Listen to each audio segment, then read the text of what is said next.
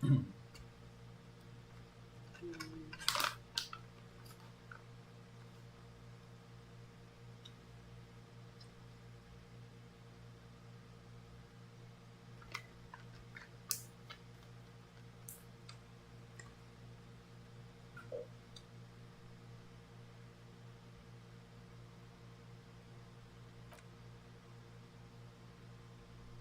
生清单必做的一件事。买车啊，快要可以买了。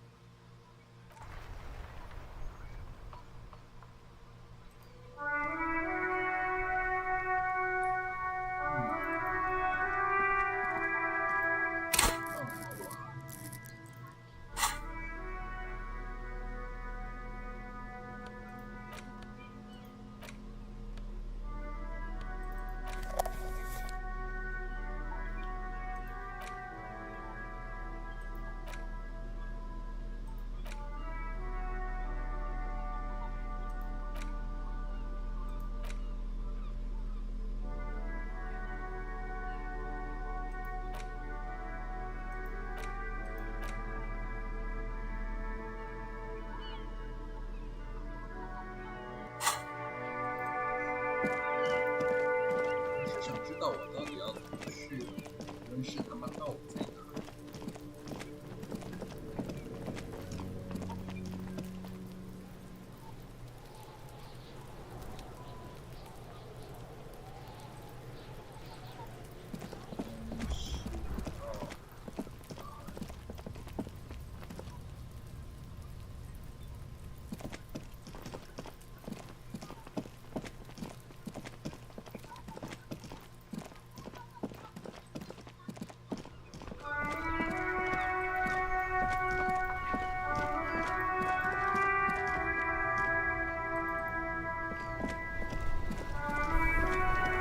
Still here, stuck in this damn jam, my man. What's up?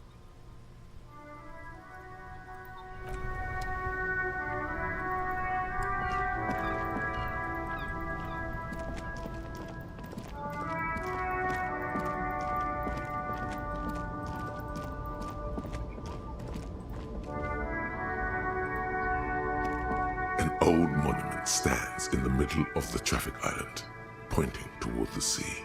It looks as if it's been reassembled piece by piece, secured and mounted in the air with the aid of numerous ropes and rods. A silver plaque on the statue's pedestal reads, "I am Philip III, the Squanderer, the greatest of the Philippine kings of Revachol, son of Philip II, the opulent, father of Philip IV, the insane." Even by the standards of the Philippian kings, old sumptuous Philip was known for his profligacy. Well, he blew through the whole national treasury, starting the decline of one of the penultimate century's greatest superpowers, the suzerain of Revachol. His own maladministration foreshadowed the fall of the monarchy during the anti-centennial revolution, an end to his family line and the monarchy on the Insulindian Isola. Stories have it that he had his bedroom converted into a treasure chamber where he stored unfathomable wealth, Krugerrands, bars of gold, ornate weaponry, armor, and various chalices. He called it the Sol Aurum. It was obscene. There were whispers he slept on a huge pile of gold-dipped feathers, like some obese dragon, instead of a bed like a normal person. But wait, you haven't even heard about his fabled cocaine addiction. You see, old Philippe wasn't just good at squandering the national treasury on gold and ceremonial weaponry, he was also a prodigious snorter of nose candy.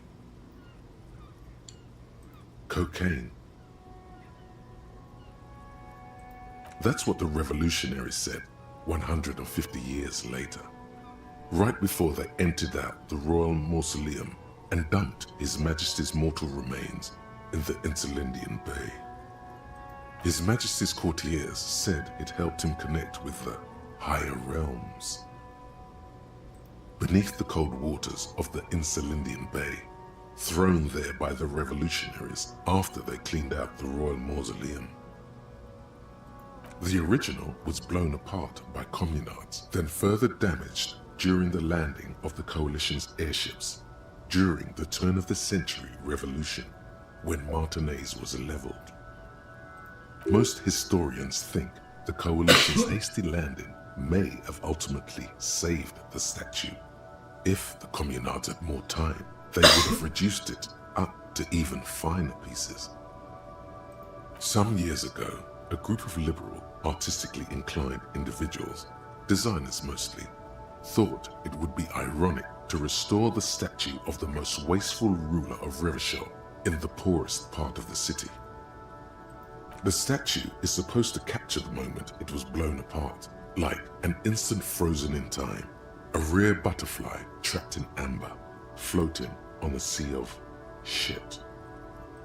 People in Martinez tend to disagree, as do many prominent art critics and thought leaders with more nuanced social awareness than the young ironists. Those critics might have it wrong though. There's more to it than just ironism, but you can't say what precisely. Perhaps this art mystery will be solved at a later time. Philip III, the squanderer, however, with his bronze face up in the air, doesn't seem concerned about what the hoi polloi think of him in death.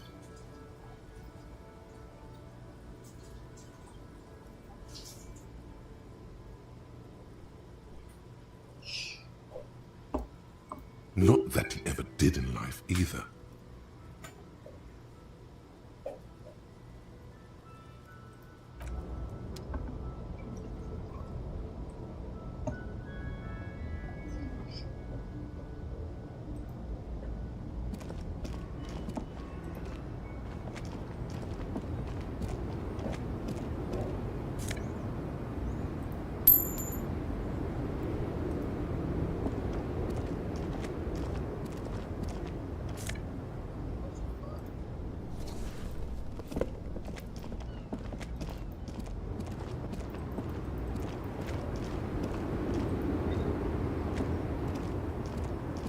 The small, wrinkled woman does not greet you.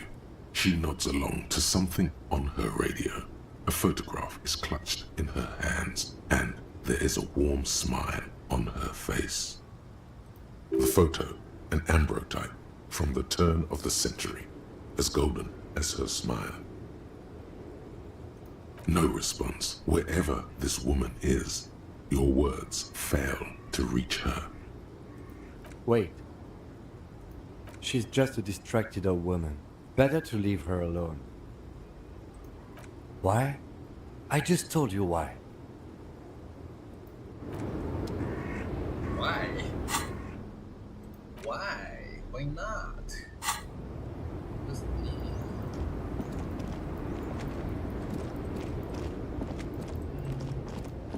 where can I find this?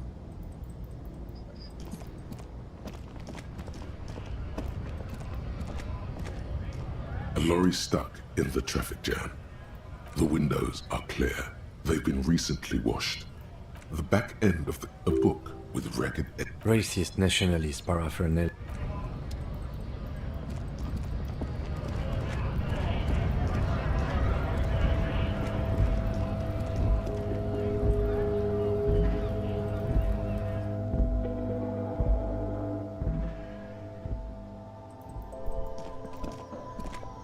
The tear machine stands in the corner. A sign says, 1 bottle. No. You need tear to use the tear machine.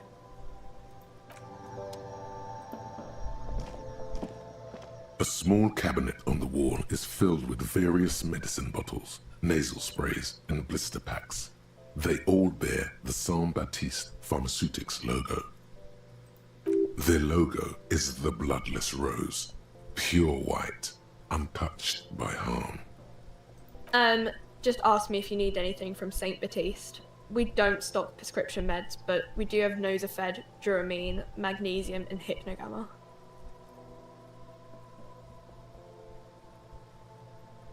St. Baptiste, you know, the pharmaceuticals company. St. Baptiste Pharmaceuticals, the one that sells meds out of St. Baptiste. That one. There. She is right. Saint Baptiste, the company, derives its name from Saint Baptiste, the city. Itself so named because that's what it is. A rare case where that really is the full etymological history. As far as almost anyone knows, at least. I don't know. Let's see. Nosafed is a nasal spray. Duramine is a really good painkiller. Magnesium is a dietary supplement. Hypnogamma is... I don't really know what Hypnogamma is. I guess it makes you feel less shit. It's recommended to use after lots of partying, studying, or exercising. No, sorry. I'm not like a doctor or anything. Nosafed heals +1 health. Duramine heals +3 health. Magnesium heals +1 morale. Hypnogamma heals +3.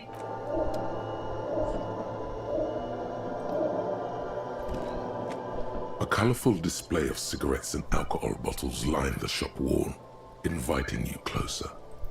There, in that dark green glass, all in vain. The great flowing river of warmth, wine, alcohol, beer, alcohol, love, alcohol. Guess not, no. I'm obliged to inform you that both alcohol and cigarettes damage your health, but I guess you already know that. The pale aged vodka is special, I guess. It's stored in pale for a couple of years, which makes it super expensive and super strong. You know. I mean, I already said it'd hurt you. I don't know what else they do. Substances give powerful bonuses to your main stats at the cost of damage to your health or morale. Cigarettes raise your intellect while damaging your health. Alcohol raises physique while damaging your morale. Use medication, like Nosafed and Magnesium, to counteract the negative effects of substances. Note: consuming substances can have unforeseen consequences for you.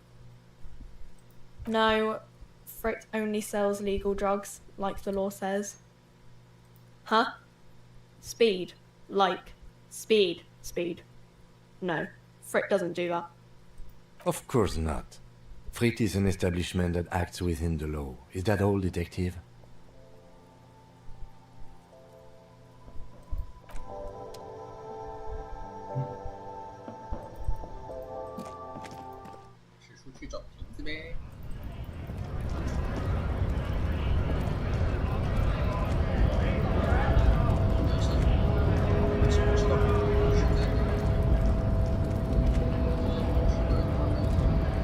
So, how'd you like our harbor?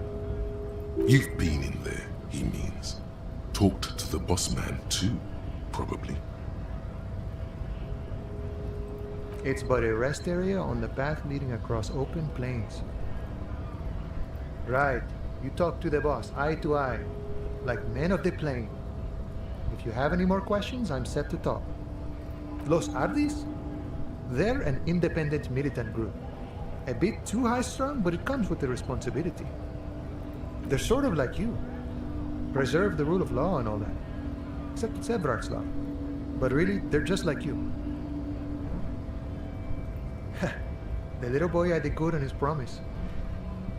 To get me into trouble. To sick the pigs on me. Pardon the choice of words. Not mine. What happened? I was asked to look into that armor situation. Official Union probe, you know. Track it down, see who took it. Did you? At first I thought, why not? Maybe the pieces can feed the strike. Buy us a few more days under the sun, you know? So I went to this boy. He said he'll make me his prison bitch. He's got eyes everywhere, and the cop's in his pocket, and he's the king of Jamrock. Serves me right for doing menial footwork. I dropped that probe right then and there, and it still got me into trouble. One bad move is all it takes. I learned that people don't want to talk to a drunk union man about some armor. What else? Not much. Technical stuff mostly. That was the interesting part. I did some research into this armadura. Let's say I have friends at the library. I didn't get into the material science, just how it comes off. How does it come off? In parts. 4 in total. The helmet was the first to go. The kid says he tore it off and kicked it into the sea. I believe him. The boots were still on the guy last I saw. Too hard to remove. So, as I count, there are 2 parts missing. The gauntlets and the cuirass. This is where I left off. Too much hassle. More like a job for some militia. I guess you won't be collecting them all then. That's less work for you at least.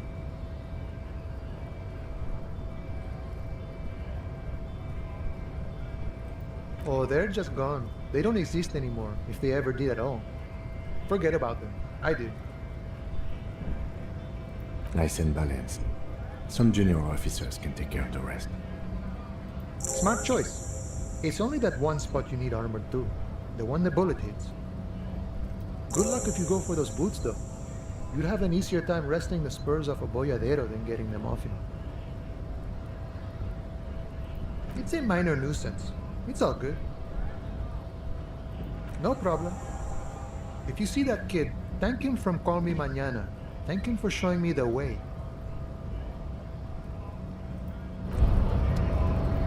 Hey. Psst. Psst. Hey. Yes, you.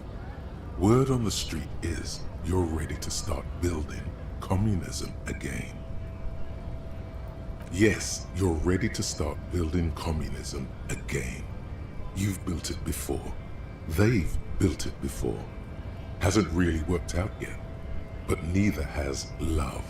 Should we just stop building love, too?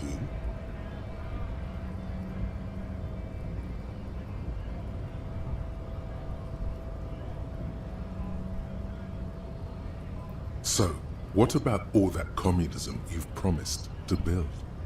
Word on the street is you've woken up from 1,000 years of slumber, promising to erect a version of communism many times greater than any attempted before.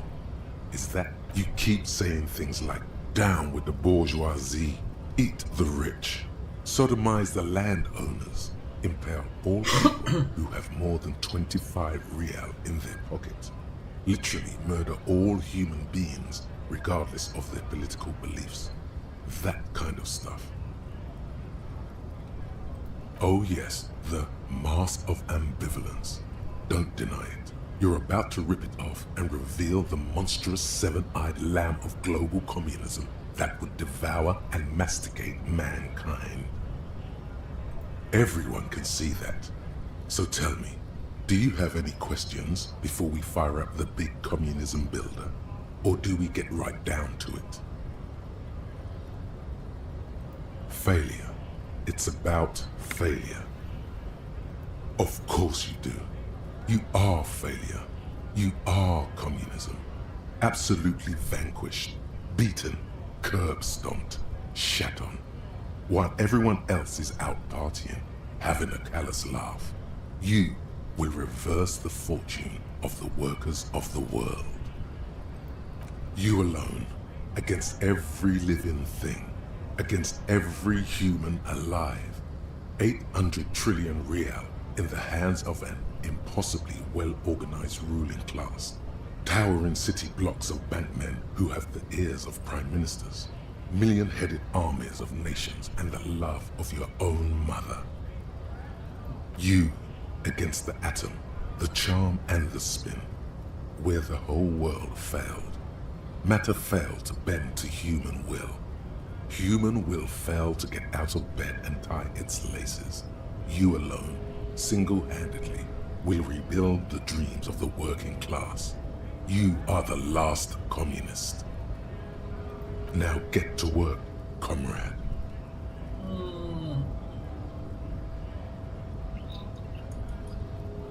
Very well. I guess no one will build communism then.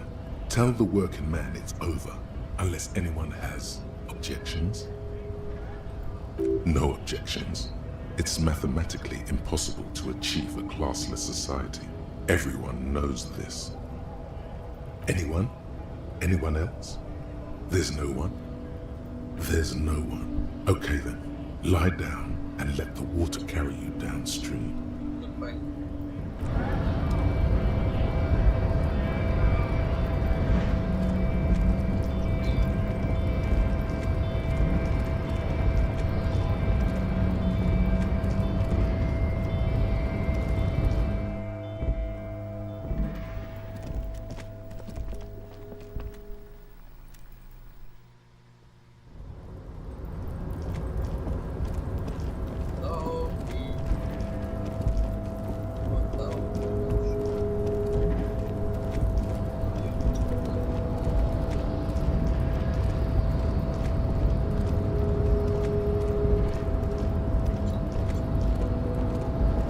Before you stands a cargo container, just one of many in the yard. You do? Because I don't. There are 1 million containers here. Why are you fixating on this one? There may very well be, but we are not here to look for that. We are not here to interact with containers. We are here to talk to the Union, right? You attempt to turn the handle, to no avail. The doors seem to be mechanically locked. To your left, the lieutenant considers your actions with some puzzlement.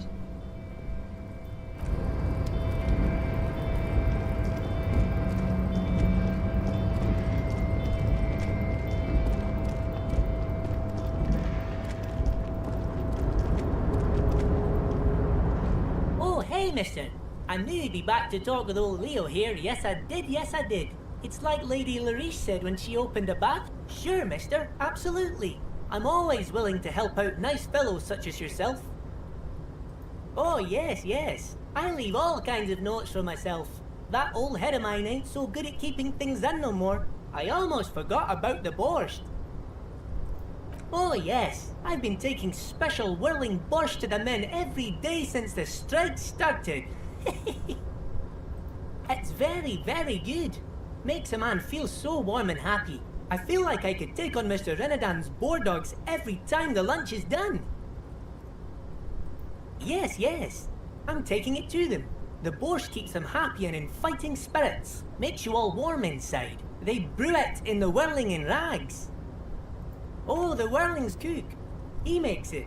Them is always talking with Mr. Manana in that weird language and laughing together. He doesn't speak what we speak. He's from Grad. Oh, sure, mister. Sure. You do that. Yes, sir. He didn't actually understand what you meant, and now he's just nodding along.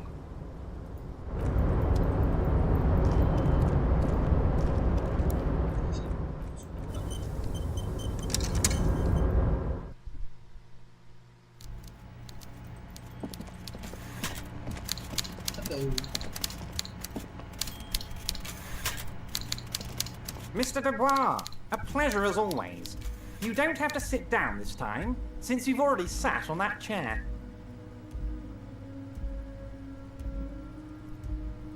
My dear Harry, there are literally millions of containers in this harbour. I couldn't possibly remember what's in all of them. Harry, you smooth-talking son of a bitch. Time is a precious resource, and I don't have enough of it to count containers with you. Smooth talking. Maybe that's the way to go about opening the container. You should at least try convincing it. I don't know what that means, Harry. Shady brew? There are so many moving parts in my operation, I can't keep track of them all. You know what? Don't even tell me. Whatever it is, do it. Surprise me. Just one thing. If you can, make it even shadier. He sincerely has no idea what you were talking about, and he doesn't care either. Harry, honestly, I'm just relieved you didn't get a hernia. A man your age...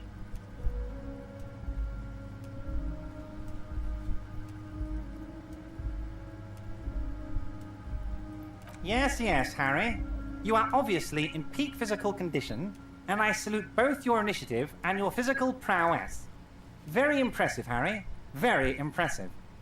Anyway, I assure you, I am a very well-informed man. Information reaches me before I even get the chance to request it. See you soon, debardeur. Just kidding, but not too much.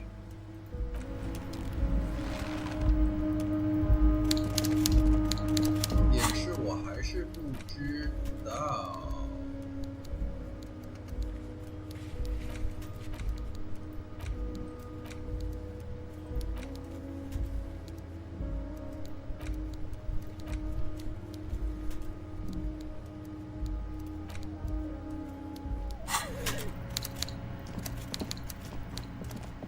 是一个。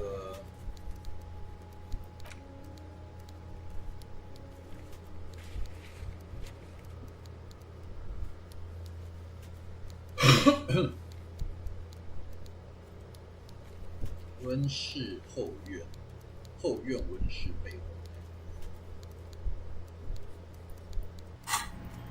我还是不知道温室在哪，这是重点。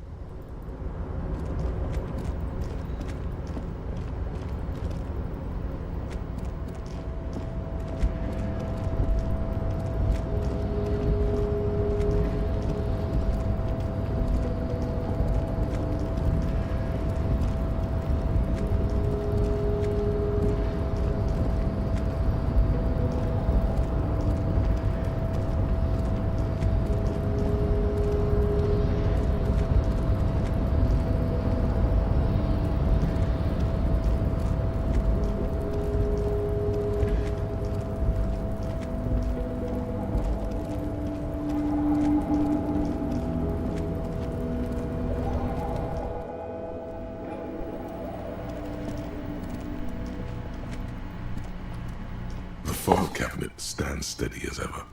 The drawer slide.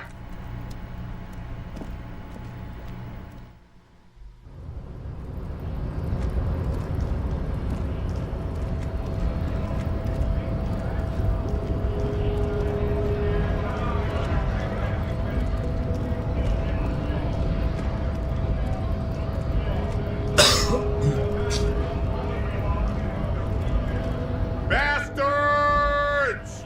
We have a right to work! Hold up and stay frosty, everyone. Cops are here. You here to fuck with us? Beat the honest worker down. We're here to fight for a cause. Stripes usually have problems with people who have causes. Good.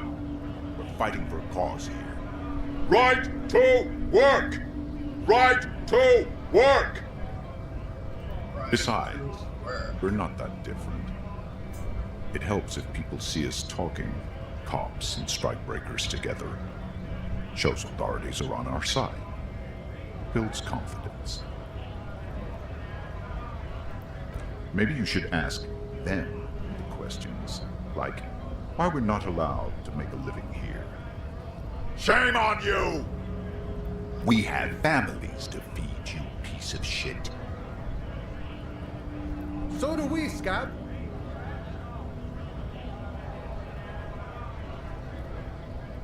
Honest men and women with rights to work, to be useful, not toys for corporate interests. We came here to help the harbor run smoothly in time of crisis. If union fucks don't want work, they ought to let in those who do want work. I have a question. Why do all these men follow your leadership? You think they follow because I'm big and loud? No. They follow the rules of the market, the rules of the economy, because they were given a job to do! When a bunch of ungrateful, lazy cockroaches can't get their act together, decide to block honest work for other people. Beats me. They mumble nonsense about boardrooms and workers' rights, while we have the right to work! There's something odd in the way he carries himself. His set of clothing looks vaguely mismatched. The different pieces of the attire seem ill-fitting. His shirt is far too small and an unpleasantly tight fit, while the overalls, held up by a belt, seem to fit a man with much more corpulence. He ignores your question, choosing instead to turn to the emaciated workers, raising both fists in the air.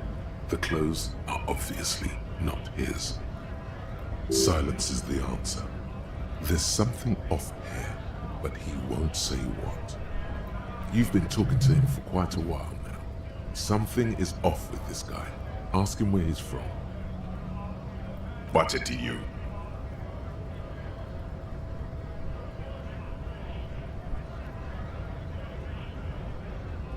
Big mess caused by union greed.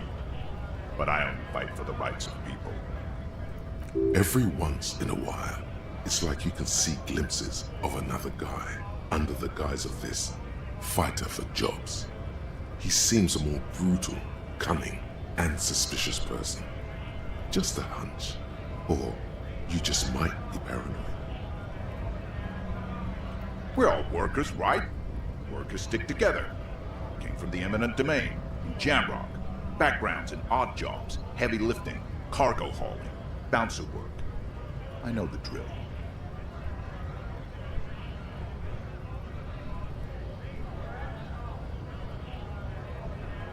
Worked at Territorial. Ring a bell?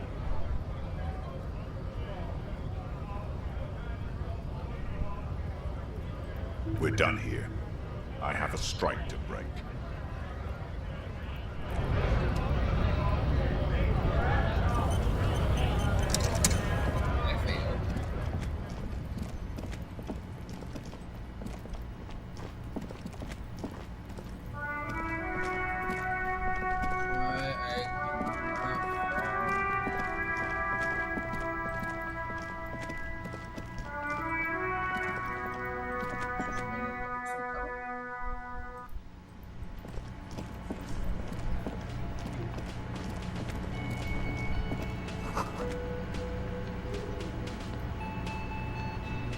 The man ponders his cooking utensils and gives you a little nod, acknowledging your presence. He looks up at you, then looks away quickly, shrugging and muttering something to himself. Shrugging is an international sign for, no, I don't know what's behind that door.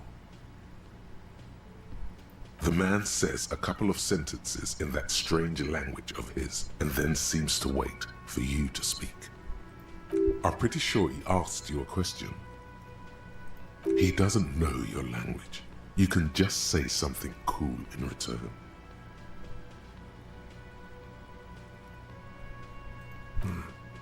Boss need more vodka? Okay, so it's vodka that keeps the men happy and in good spirits.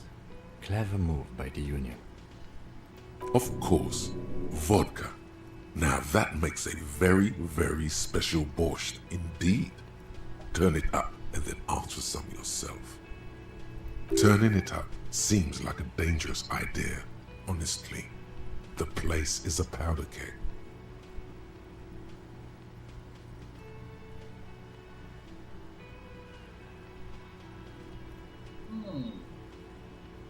The cook gives you a long, disappointed look, then turns the stove off and seems to wait for you to speak.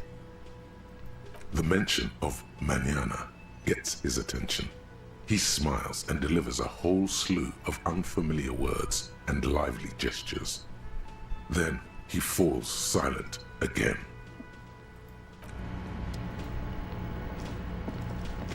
You see a heavy steel door with a prominent dimple lock. The cobalt blue surface feels rough to touch.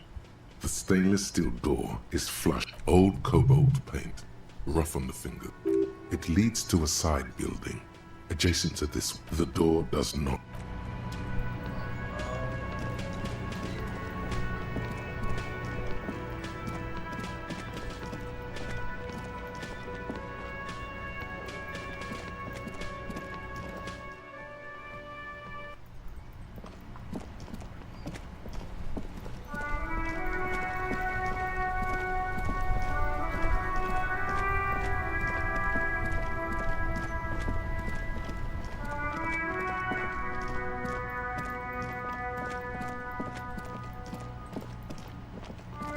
道温室在哪。Good morning to you, officers. A burly man hangs out by the waterlock, carving up a generous serving of salami with an old hunter's knife. His eyes are fixed on a man stranded on the other side of the waterlock and on an enormous billboard that has fallen down into the canal between them. My friend Barry the Butcher is stuck on the other side of the waterlock. I'm keeping him company and eating his salami. From the corner of your eye, you see a man in a yellow shirt and grey overalls waving at you from across the canal. He sees very good stuff. Anything I can do for you, officer? I wasn't here to witness it, but those look like tire tracks on that sign. Weird, huh? Then again, plenty of daredevil drivers in Rivershoal. Too bad it also takes a year and a day to repair anything around here. Especially a waterlock. The rest of the coast is closed off till then. Sure thing. Want some too, officer? Why not? Well, there's the fishing village, an abandoned fish market, a bizarro church. Not much use to the congregation, though. There always seems to be something wrong with it. Yeah, not really much else. Just bombed out ruins.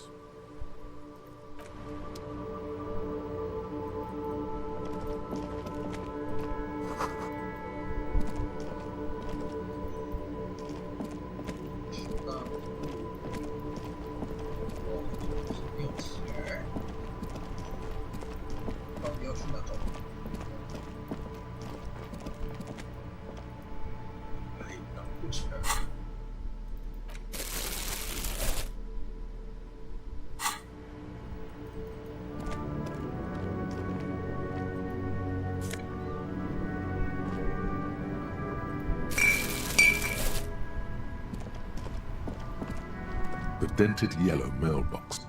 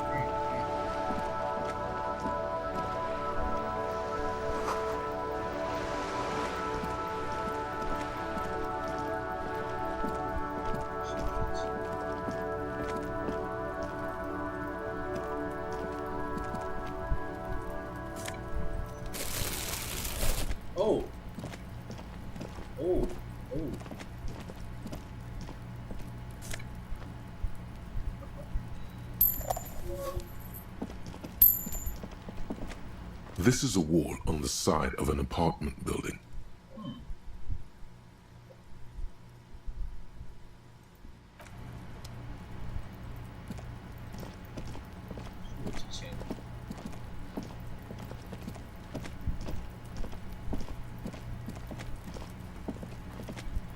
It's been a week and now they show up?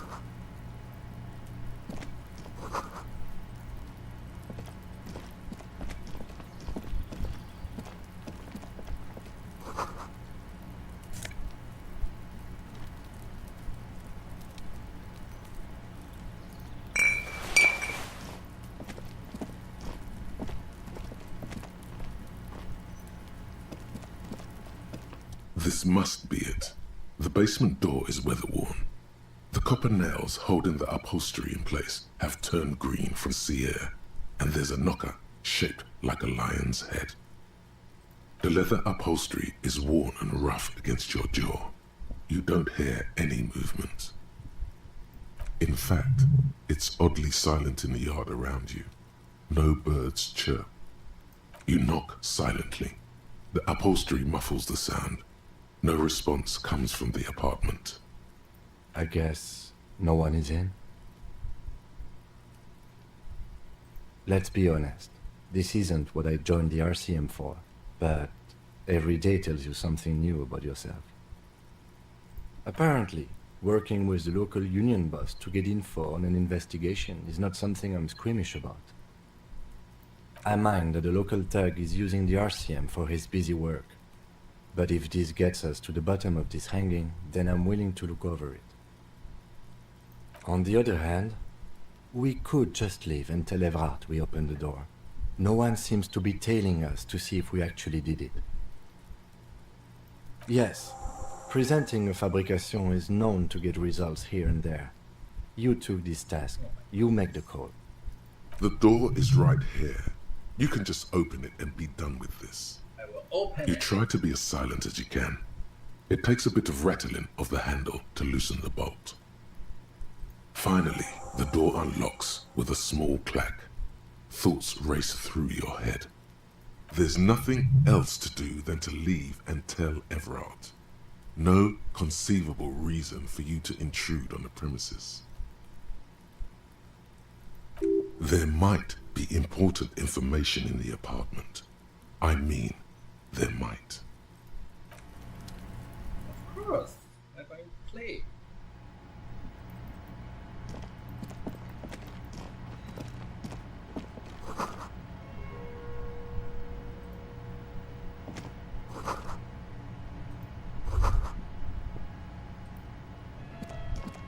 A row of mugs sits on the shelf. Each one depicts a human figure.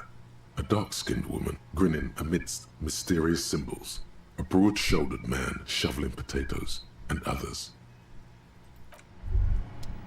This is the flag of Revachol, the suzerainty.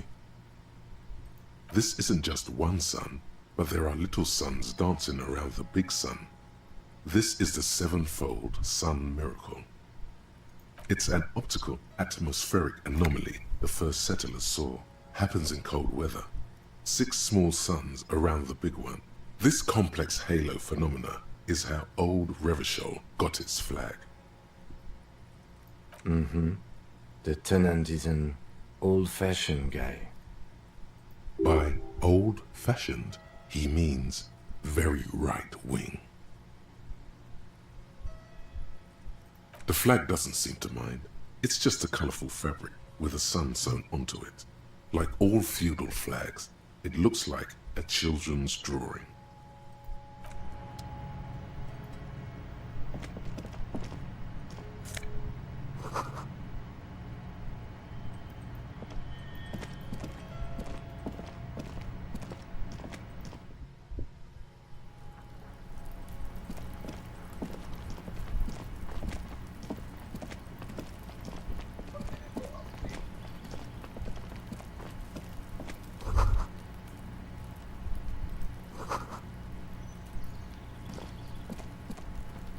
You see a young man on a balcony nursing a cigarette.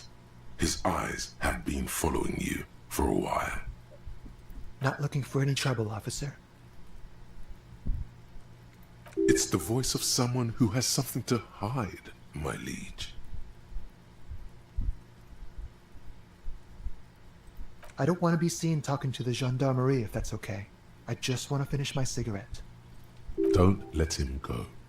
This could be your witness. The balcony has a great view of the whole thing. Is it really that important? Like a nervous cat, he keeps stealing looks at the neighboring windows. All right, but make it quick. Once I finish this cigarette, I have to run. I can tell that you finally got him down. Thank you. It was quite a disturbing sight, even by Martinet's standards. What were you doing last Sunday? Oh, You already asked me that, didn't you? Wait, is someone else investigating the lynching?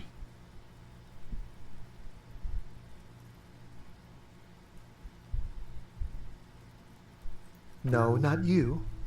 Some more muscular type. And when did you speak to this more muscular gentleman? Last week? I don't know. Look. He's an actor declaiming a soliloquy. See how you hang on his every word? You didn't answer the question. What were you doing last Sunday? I had a friend over. It was my Sunday friend. He doesn't reply, gesturing no with his cigarette. In the neighboring windows, you can see faint reflections of his silhouette, all from different angles. My name? My name is Martin Martinez. That's definitely not his real name. No, of course not. Could you please lower your voice? No. We won't. Now, if you'll excuse me, I really need to get going.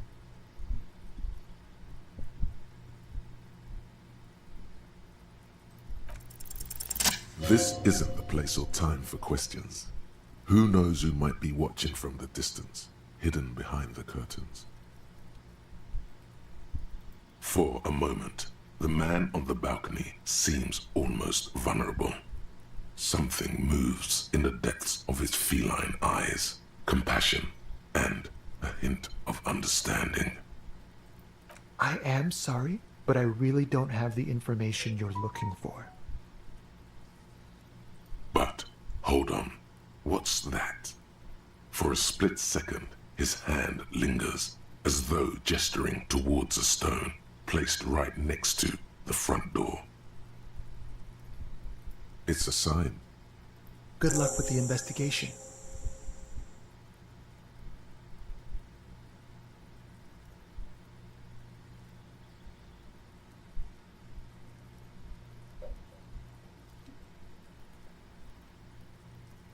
He's gone. No point in running. Tenements like these often have multiple exits. If he doesn't want to talk to us, then he'll know how to hide himself. He could be a witness. Him or his Sunday friend. Either way, we need to look into that muscular type who's asking about our case. He did leave us a sign. Did you see that? He wanted to draw our attention to that stone right over there. If we find a way inside the building, we can ask around for his apartment. A stone like any other, lying in a whirl of sleet and mud. Maybe there's something under it. There's a key beneath it, rusty from the dirt. This must be for the front door. Pity doesn't have the apartment number on it.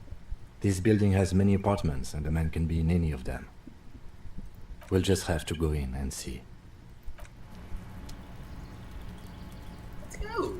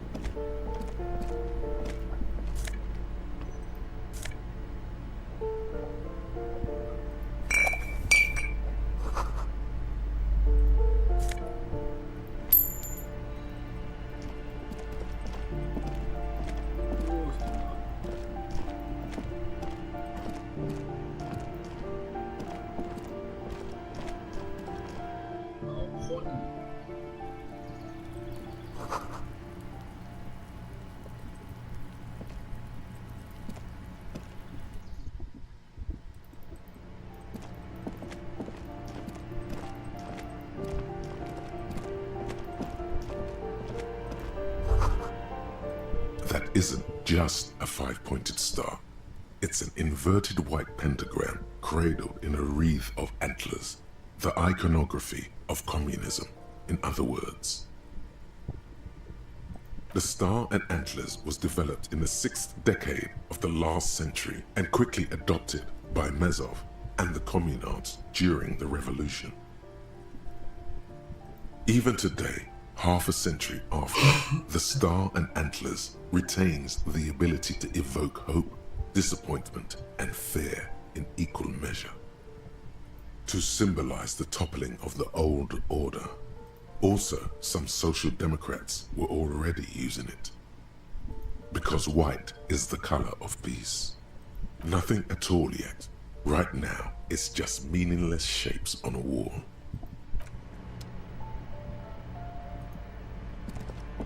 This door has been closed with a padlock. The chalk-drawn number on the board says number 11. It's a solid lump of metal, but the shackle is deeply corroded.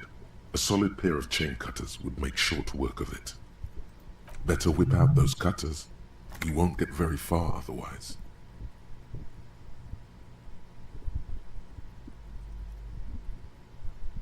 No reply.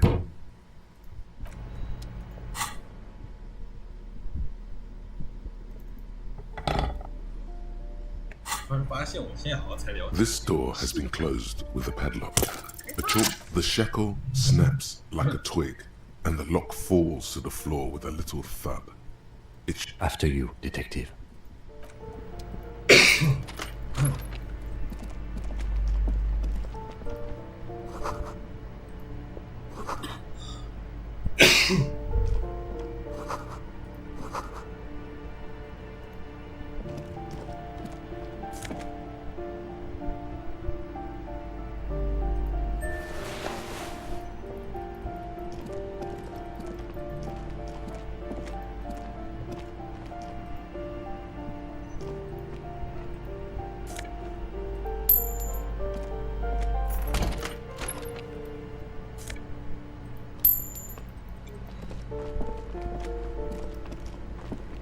You hear someone walking around inside, rearranging the furniture. The number on the panel says 10.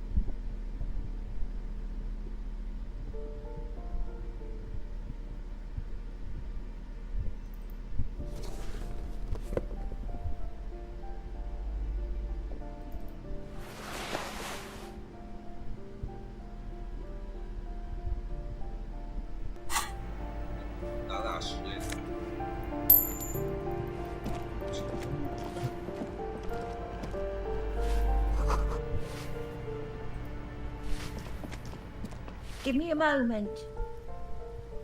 The cold never does any good for my bronchitis.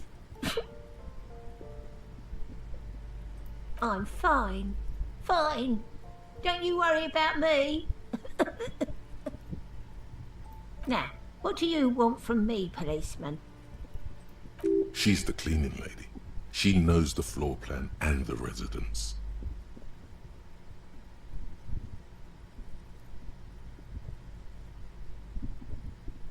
Yes, yes.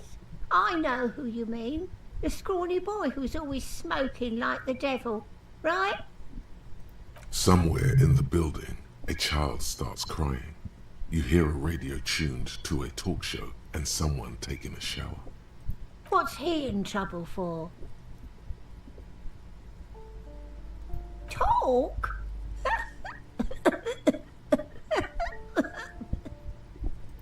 What was so funny about that? He lives upstairs in room 28. Go to the balcony. It's one of those doors there. He's usually home in the evening. Thank you. We should go check out his apartment on the balcony. See if he's home. I'm no one. Just an old woman who cleans these hallways. If you can call it living. I have a little room upstairs right next to the coal room. It's barely bigger than a closet. But I don't complain, no. I have my bed and my aching bones to keep me company. And that's all I need from this world. She hasn't spoken to anyone for a while. Even her sentences feel rusty. Ask away, policeman. People come and go. I don't keep an eye on everyone. They probably just moved or died, hopefully somewhere else. No one lives there. It's been empty for months. Impossible. I would know if someone had moved in there. Maybe it's those countercultural people again, breaking into a house like it's a public space. You're a policeman. Be good and take a look, will you? Great. Young people. Oh, that one is a scientist, a future scholar. I think he studies astrology at the community college. Education's good. I always tell them to study. Something to do with all those stars around his door. He asked me to leave his drawings up on the wall. The symbol of what now?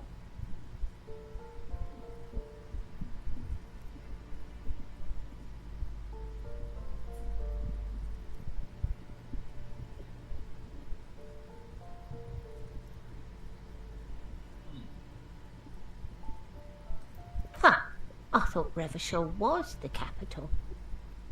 She mumbles some kind of a response, then hacks something into her handkerchief.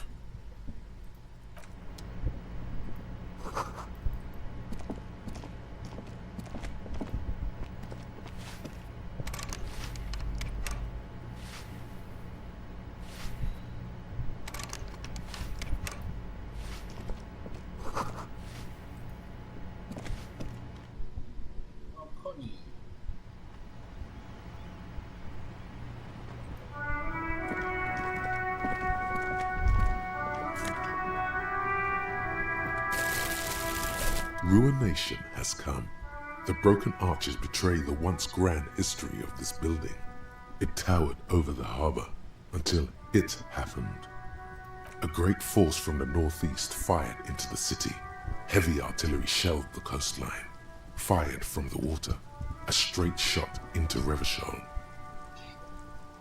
The tenement acted as a defensive wall against the worst of the shelling until it was destroyed, and they had a direct firing line. Those arches acted as support for something greater than what you see now. Only 3 stories stand where 9 to 12 once did. Restoration has failed. What the shelling took out was never rebuilt. The waves of the Martinez Inlet roll over the fallen remains of the building. The dark waters obscure the better part of the remains.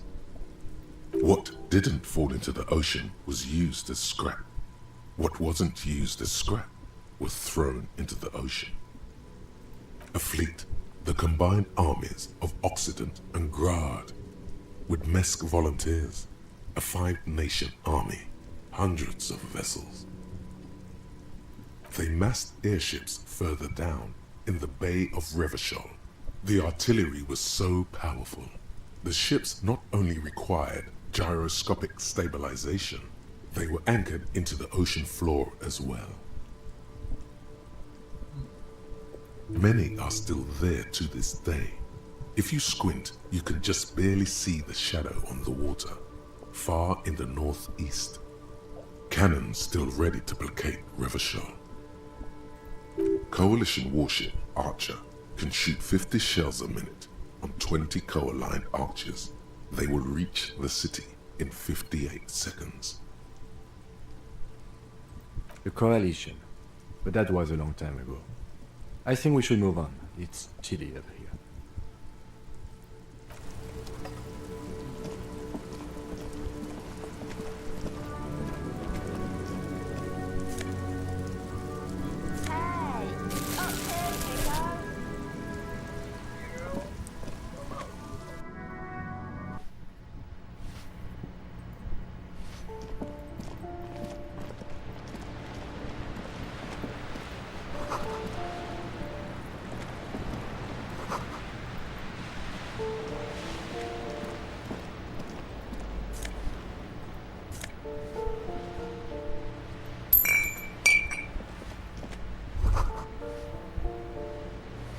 What happened here?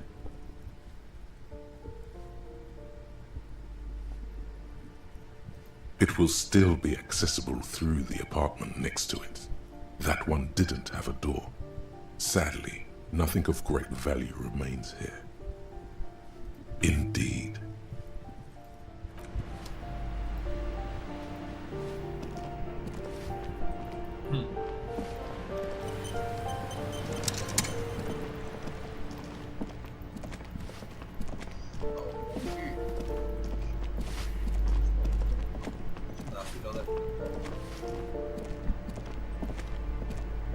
You hear someone walking around. The walking stops abruptly, but no, a poor communard from the looks of it. The room is barely bigger than a closet. Do I have to open the door? Do you have a warrant? I'm not obligated to open the door if you don't have a warrant. Let's go. We don't have a reason to get inside that apartment. It's generally easier to do things if you have literally any reason. Excuse me? Of course not. You have plenty of reason to enter.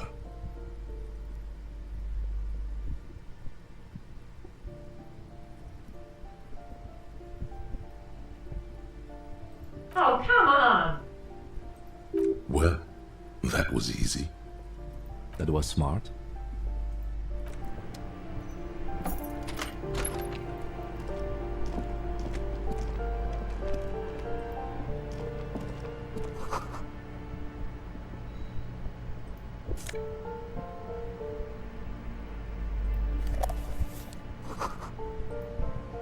Satisfied? My name is Marielle Charpentier, and I'm an agent with Martinez Realty Associates. I am not breaking in, as I have every right to be here. The keys, see? Boy, there are a lot of different keys there. More than 20, at least. Do you want to see my ID as well? You can't legally ask for it, but why not? Want to see my residence permit too? It feels flimsy in hand, with the words Revachol Zone of Control written under a nondescript municipal logo.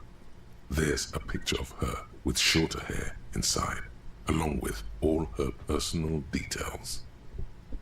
Thank you. Do you have any questions? I need to be back in Midtown in an hour.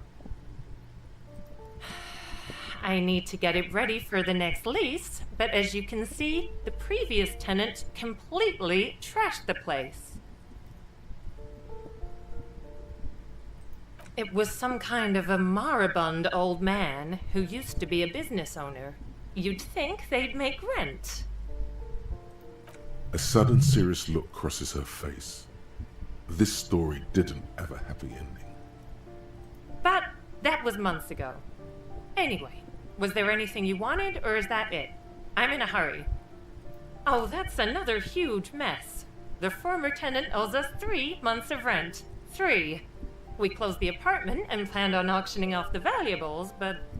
And again, I have no idea how stupid mistakes like this can even happen. But Ron, when he came to close the door, didn't close the neighboring door.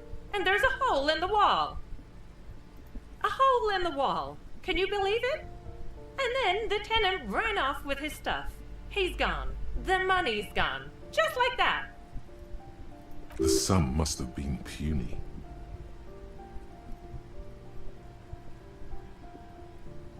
Don't ask me what happened with the wall. I have no idea how we're going to find the time or resources to fix it. Both apartments are now unrentable. Both.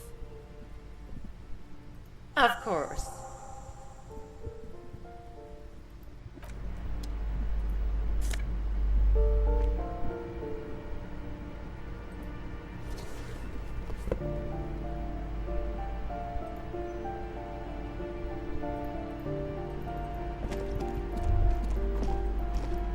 Master Investigator, you just can't keep yourself away from locked and hidden places, can you? Nothing.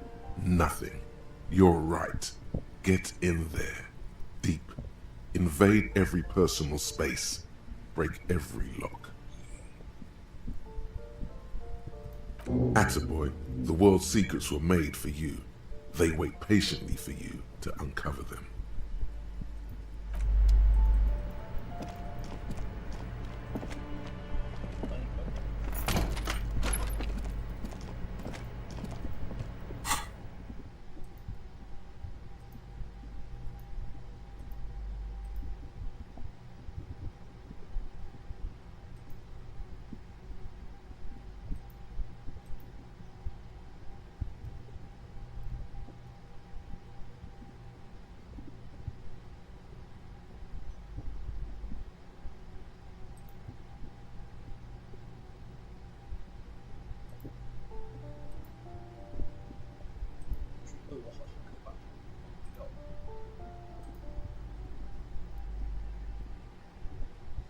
重点是还要消耗技能点，这件事。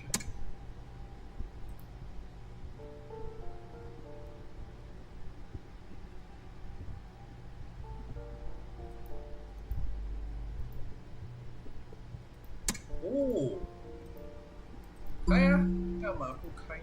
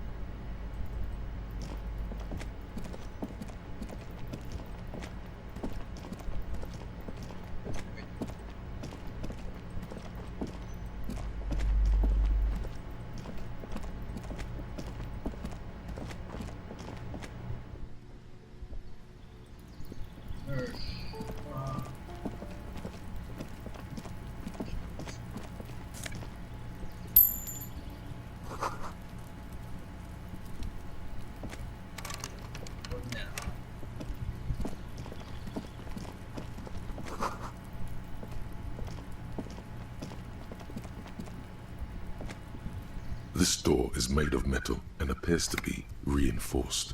Someone here really values their security. Number 28. This is where the cleaning lady said the smoker on the balcony lives. Let's see if anyone's home. Knock on. No one answers. Looks like the young man we are looking for isn't home. I think our best chance to catch him is in the evening.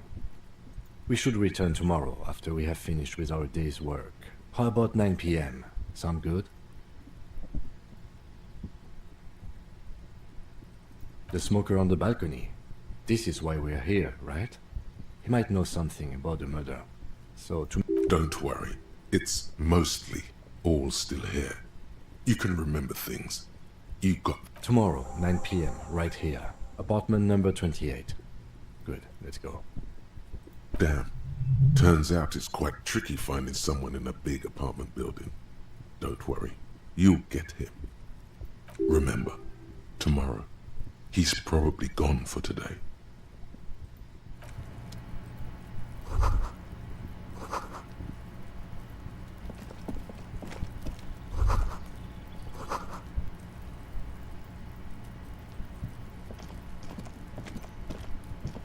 This door is made of metal.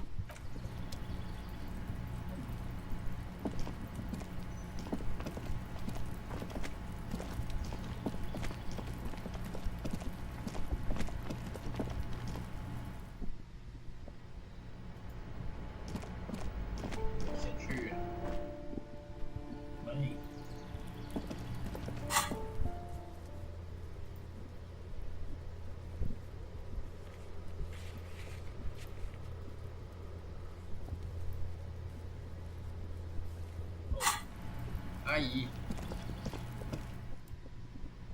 阿姨玩这个，那只是个防护。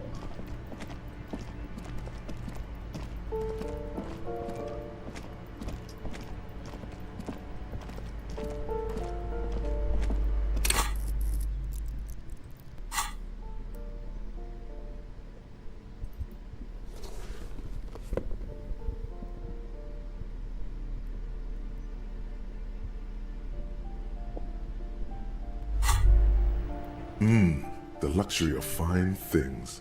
Just look at those black monk straps.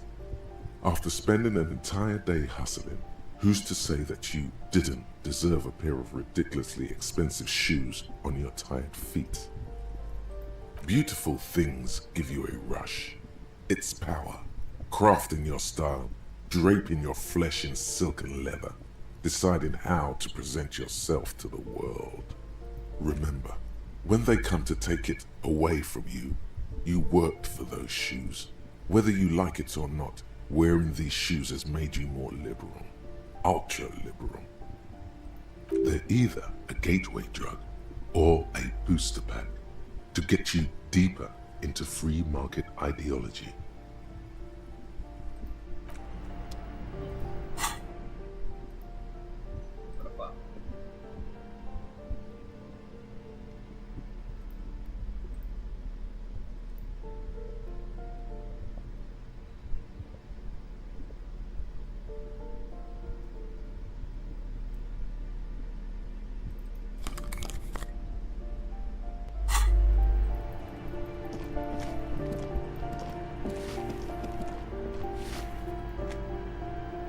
Give me a moment. I see. I hope some good people are finally going to move in. This place needs them.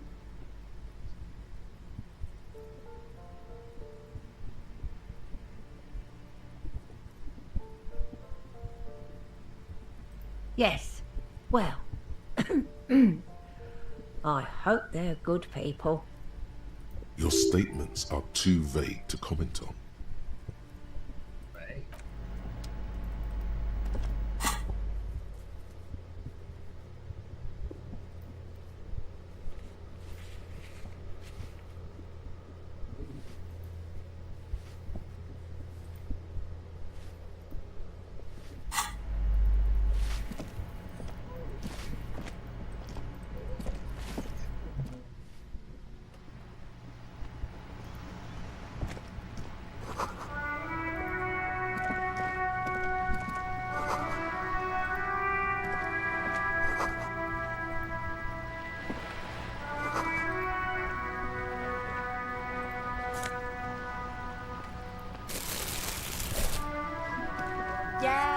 better keep walking.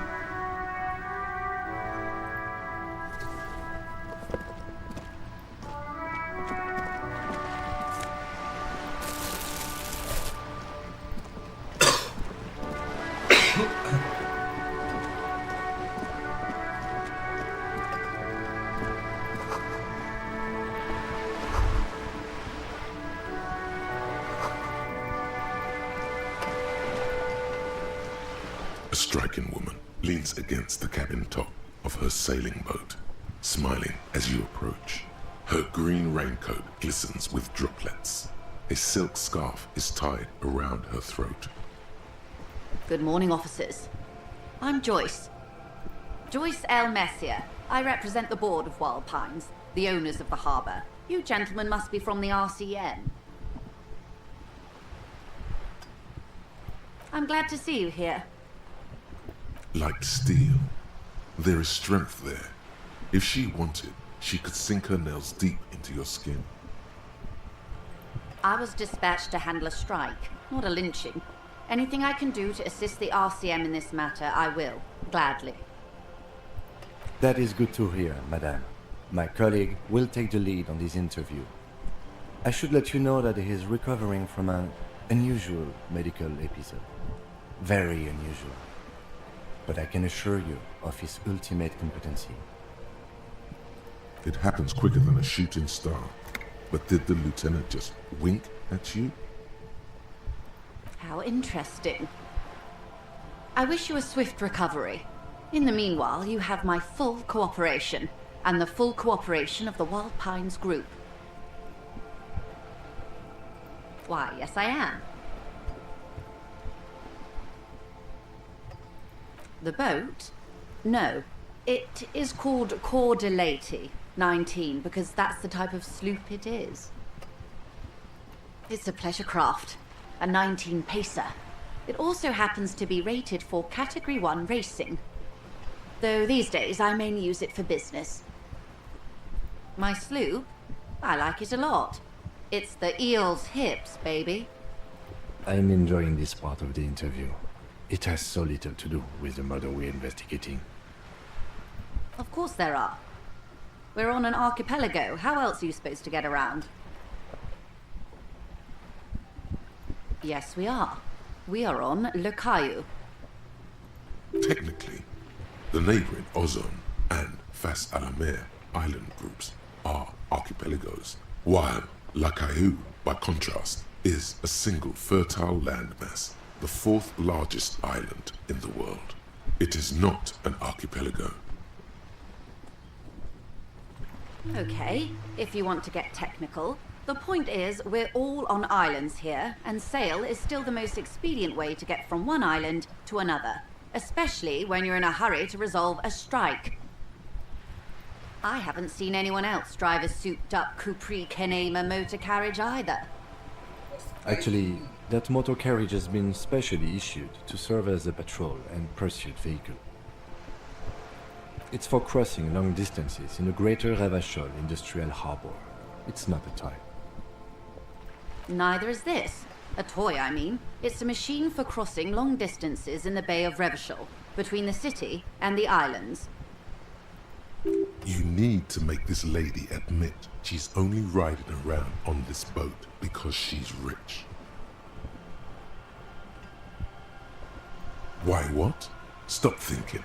Take her down.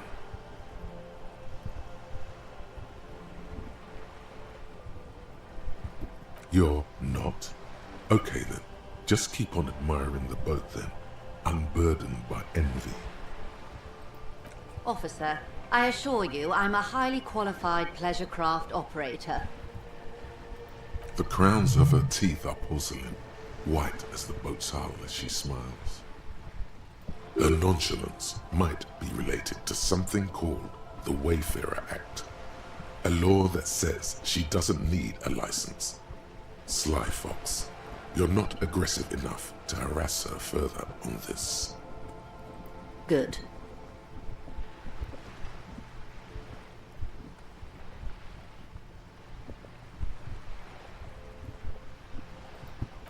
What we do?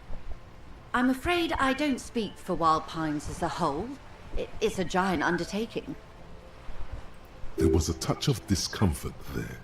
She wants to merely represent. The Pines' core competency is logistics.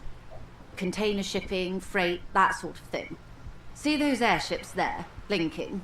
Those are the shipping side of things. And that is the terminal.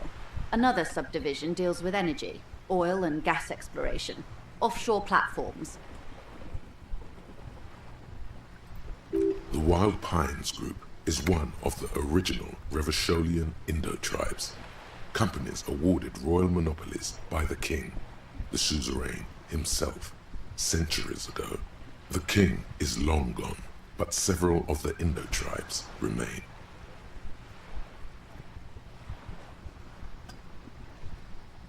Jean-Baptiste, Elysium, an unknown entity known as Brightest Star. Why, thank you.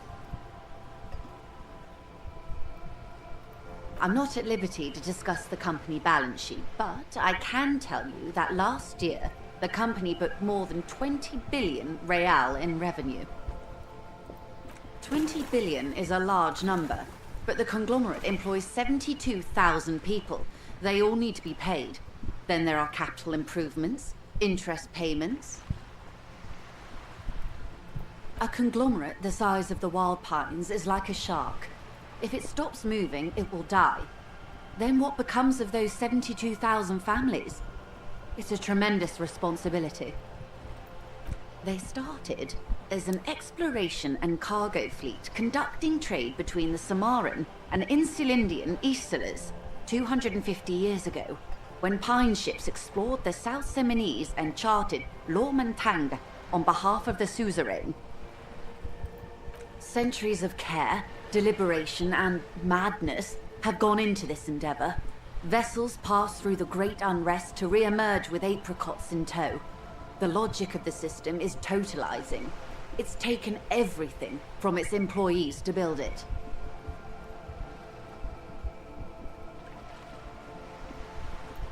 You mean aside from being the terminal's legal owners, who are responsible for moving 8% of the world's cargo? There are no minor cogs in the system. Each terminal must be accounted for, lest the entire system break. Every hiccup in such a system means thousands lose their jobs, the world over. I'm here to assure that doesn't happen.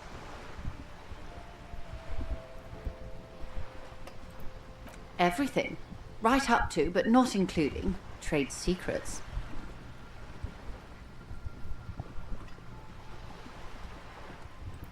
First, you'd have to repeal the Emergencies Act of Trade in Elements. That gives me the right to silence.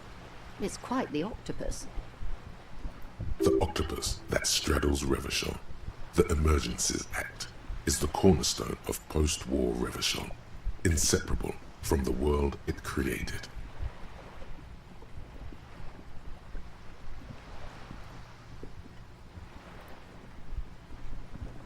I am glad you see it that way. To repeal the Act would mean repealing the coalition government, the one that leases you the right to police West Revachol. You'd be shooting yourself in the foot, in other words. But I am derailing us. You wanted to know about the strike. I believe the official title is Senior Labor Negotiator. In practice, I'm a grocery clerk. I relay the union's demands to Wild Pines and return with Wild Pines' counteroffer. And how are the talks going? They're not. That's the problem. The union stopped all negotiations a week ago, after that awful lynching took place. Wait, she just admitted that the lynching and the strike are connected. Now they won't even let me into the harbor. There's a 2-meter-20 racist behemoth blocking the gates.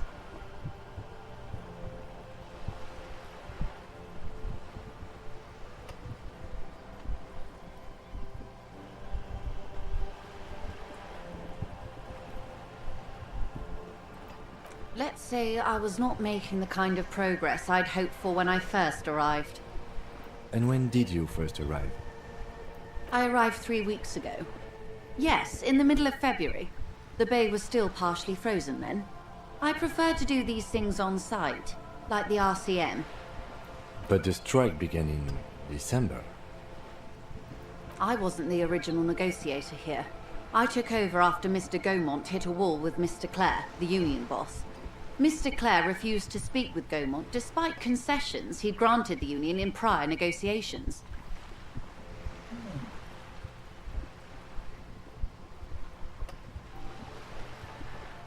This isn't the first time the union has gone on strike. Heavens, no. There have been 2 prior strikes. Both times the union won significant concessions, including overtime pay and a medical plan. This time their demands are more, I guess you could say, aggressive. Ludicrous even. It's meant.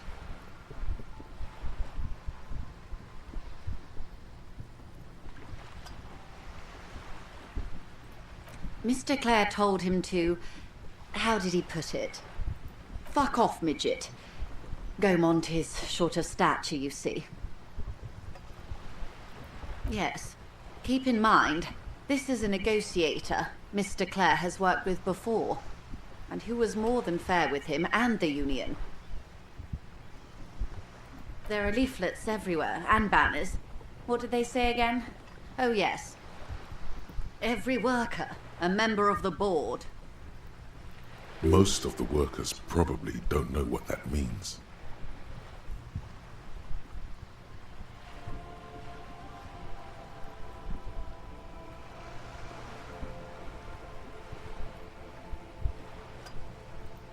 In its defense, another said, demand democracy. Pretty tame stuff compared to every worker, a member of the board.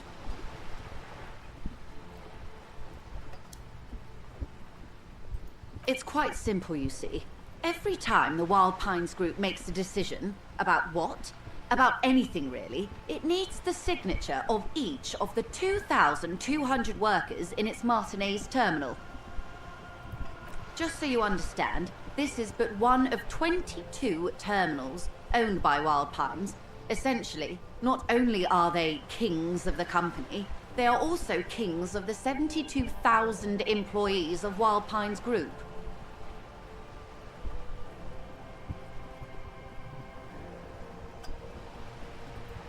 I'm not sure. Naturally, I assume that was just their opening position, a hard-nosed tactic with a side of mockery. But there's been no follow-up, just the same nonsensical slogan repeated over and over again. And now, people are getting lynched, I hear. Behind the whirling in rags. A disastrous situation if there ever was one. Excuse me, from whom did you hear about this lynching? I first heard it from the boyer at the gates. The one whose very name advertises his aversion to work. I think he said it was, "Call me mañana." This checks out.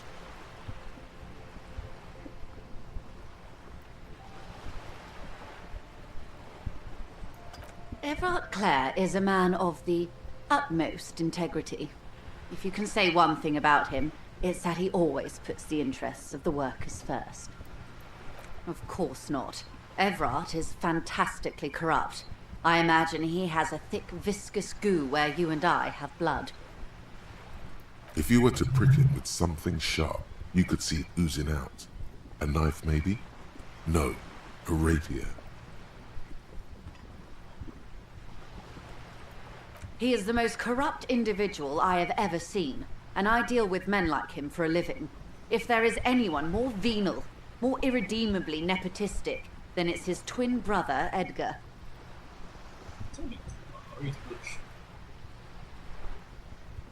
Have you seen him?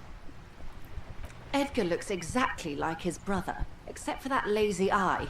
He also talks exactly like Everard does, and when one's term as foreman is up, the other takes over. It's how they circumvent the term limits, you see, with a funny little switcheroo. While in office, they've embezzled God knows how much of their workers' dues. The Débardeurs Union was once a perfectly normal institution. 20 years ago, anyway. It must not have been easy to establish under the Emergency Act, but they did it. I can respect that. Organized labor at its best, as they say. Then something happened in the local chapter elections. The brothers Clare came and transformed it into a... how do you say? A mob. The debardeurs are a crime syndicate. Sad as it may be, we are forced to cooperate with them. Refreshingly honest, officer. The company has tried appeasing in the past, but I'm afraid our concessions have only emboldened Everard and his brother. And your opinion, Detective, if I may ask? I'm a curious and talkative person, you see. Would you say the Debardeurs Union is... Thank you for being candid. Sadly, Wild Pines have cooperated with what amounts to a crime syndicate for 2 decades. However much you feed the wolf always hungers. The scabs? You mean the huddled masses of Jamrock come to plead for work where the Union refuses to? Don't let her answer it herself.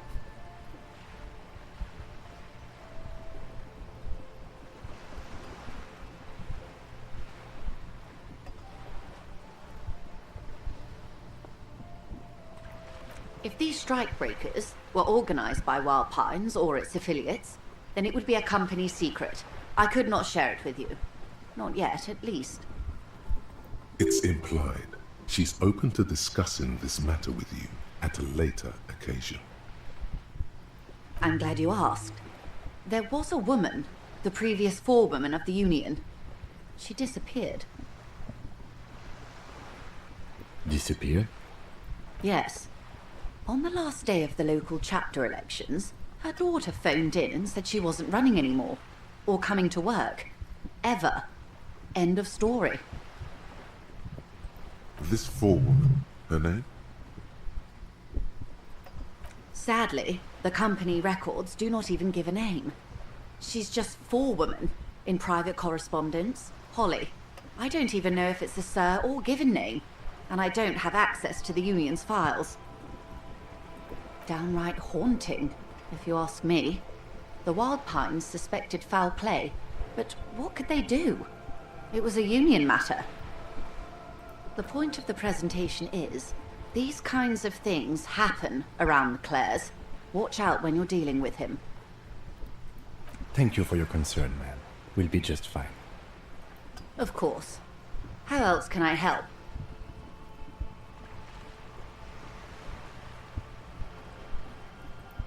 Quite a few things, I'm afraid. The information I'm to share with you includes sensitive trade secrets. For the sake of my employer, I have to ask for your names and badge numbers. Of course, ma'am. We should have introduced ourselves. I am Lieutenant Kitsuragi, from Precinct 57. And this is my colleague from Precinct 41, Detective Dubois. I'm afraid Harry doesn't have his badge at the moment. I hope mine will suffice. Oh, and what happened to yours, Detective? I see. So, are you saying you lost your badge during the course of this episode?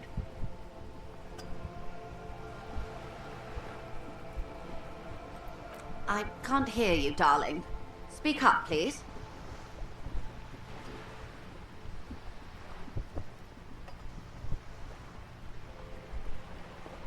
Oh dear.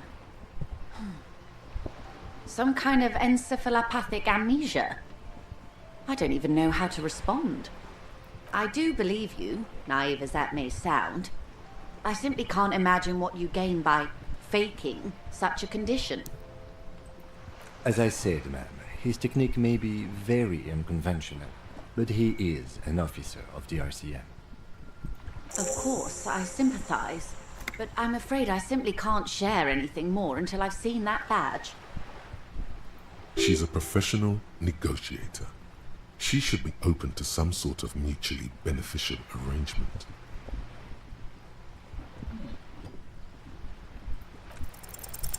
Feelings will guide the way. I assure you, it is no small matter for me either. We all share the responsibility for disarming this situation. I hope you have a badge for me as soon as possible.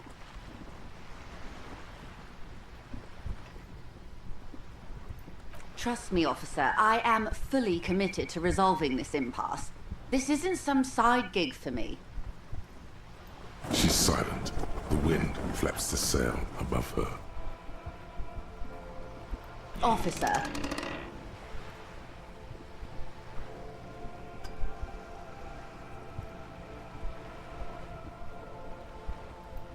You know, I don't mean to sound cold, but if you want something, you have to give something back. More than just guilt. You're doing it.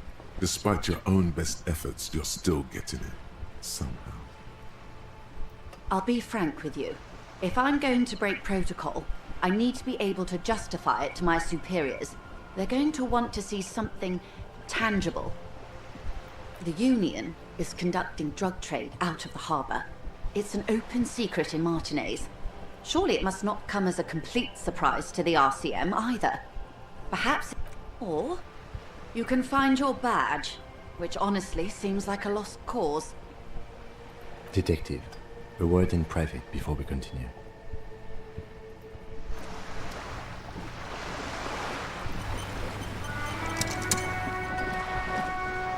This is not going quite as I hoped it would, Detective. Honestly, I was expecting you to use your unorthodox technique to keep her off balance, and not volunteer us to be her henchman. This woman is running circles around us. She might have known about your misplaced badge all along, or she's simply an adept improviser. Either way, we've played straight into her hands. Maybe this is all her plan. She might have heard about you.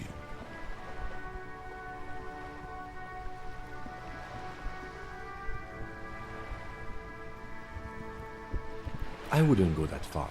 Her reaction did come off as sincere to me. I think she's just quick to adapt. She's a professional, after all.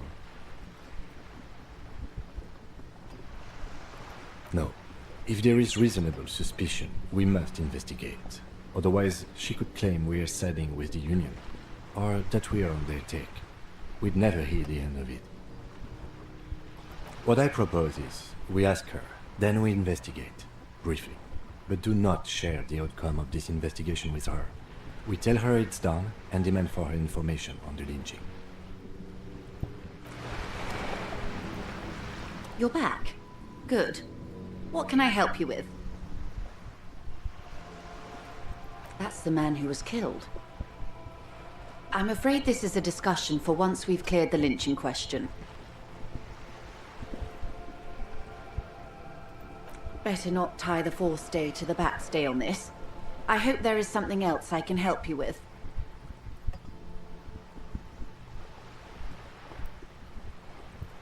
This reality.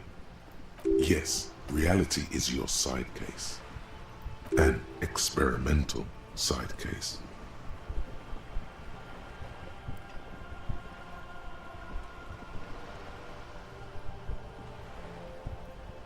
How truly curious. A sort of philosopher detective.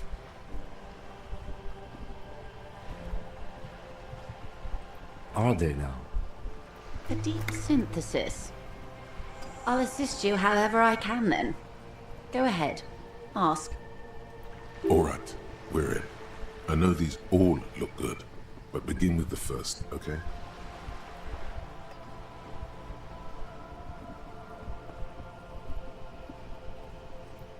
We're in Martinez, baby.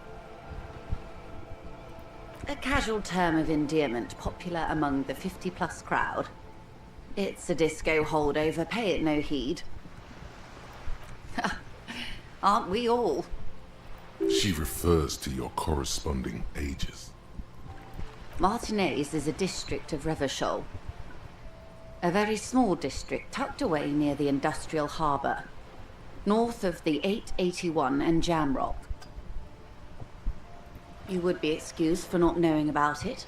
Unimportant, they say. Forgotten, even. Shelled to smithereens during the Revolution. It has its charms, just not this time of year. Revachol? Revachol is what you call a city. The great kind.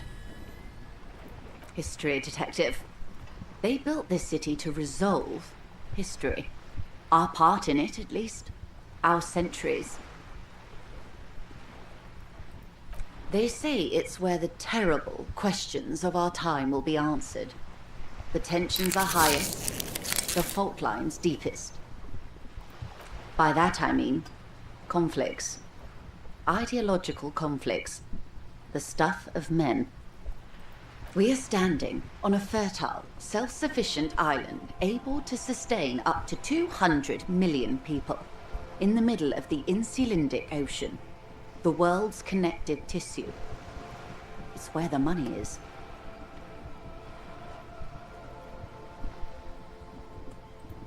Oh, we're quite a way off. About... A collection of tall ghosts behind the water vapor, light reflecting off their glass windows. 22 kilometers from the center of the world. That soldering iron is the bank of the world building. The bottom floors are Insiacom. Coalition government, Insulindian Mission Command. Silence. She lowers her hand. The water, the light. It's as though you're seeing it for the first time. There is no recognition, only the immensity of the sea and the cold radiating from it. We are where we are. I have no truer answer to give, unfortunately.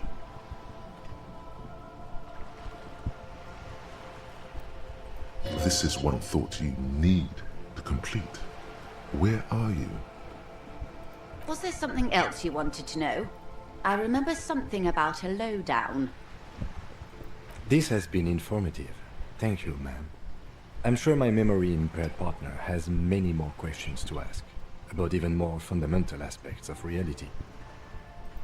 Might I suggest not asking them all right now? Ma'am, Monsieur will be here later too, and tomorrow. Isn't that true, ma'am? Absolutely. My commitment here is long-term.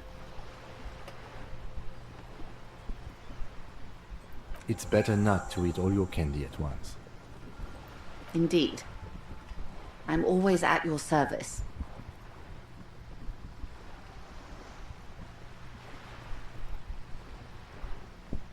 Glad to have been of assistance. The little that I know. Anything else? Of course, Detective. Take care. The Jamrock Shuffle. In a way, yes, you are treasure hunting.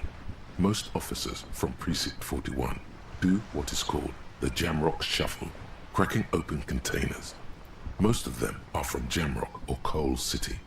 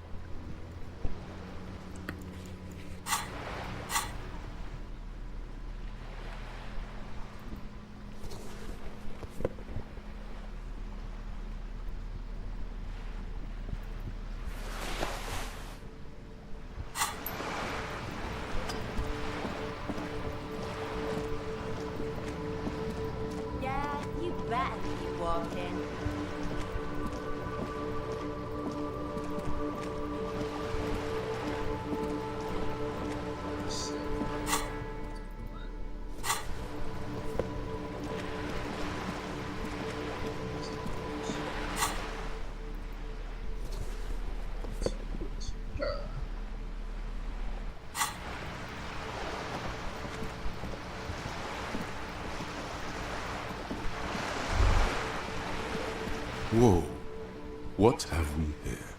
A bridge with loose nails and rot-infested wood that creaks in the wind. A construction code violation if there ever was one.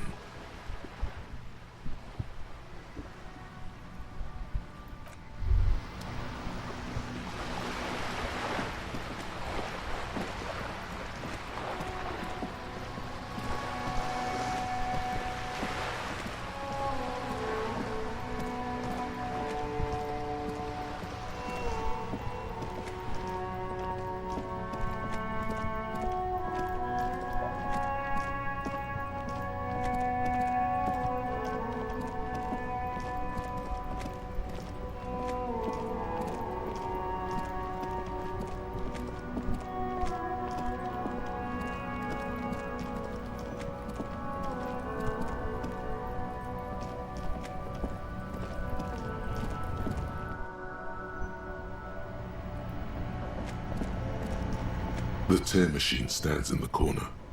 Your bottles clunk into the machine, and the money appears. The tear machine stands in the corner. 不会太穷了吧？太穷了吧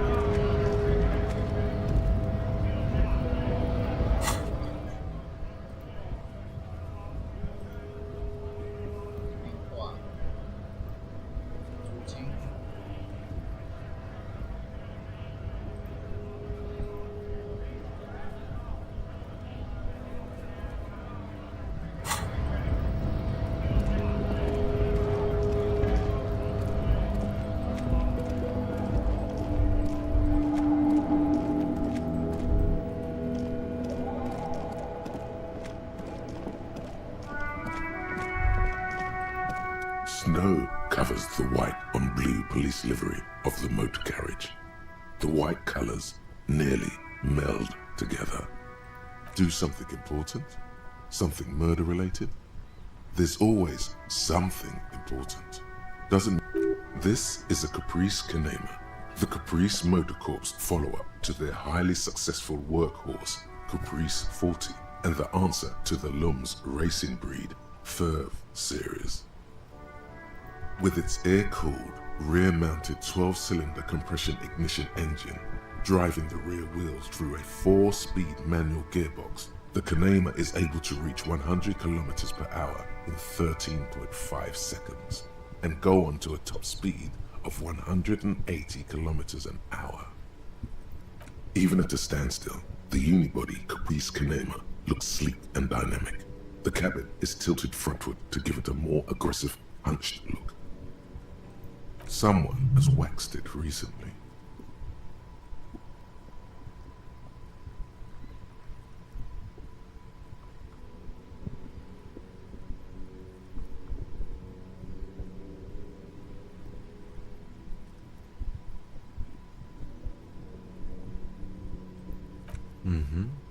You want to take a closer look?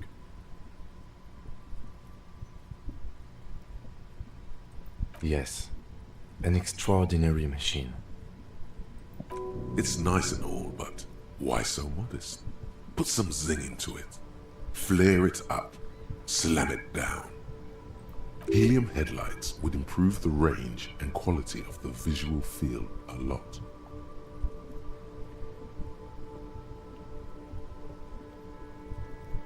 Actually, I have a pair at home. Just haven't gotten around to fitting them yet.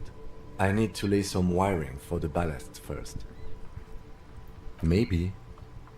Yes, definitely maybe. And means no. 130. I reckon that's a 7-liter V12 there.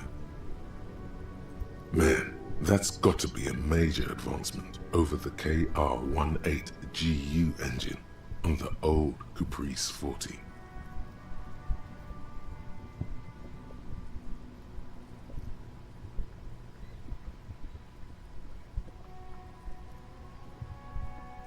You lost me there. The Kinema is fast. Feels right at home on the raised motor track. Hard to find something that could overtake it. Armel Ryu Supersonic, a racing motorbike for the road, could probably do it. Inside, you see a set of steering levers, a radio microphone. This is Precinct 57. How may I assist you? No, and I doubt they'll get back to me before tomorrow morning. Anything else? 57. In the cabin, you see a set.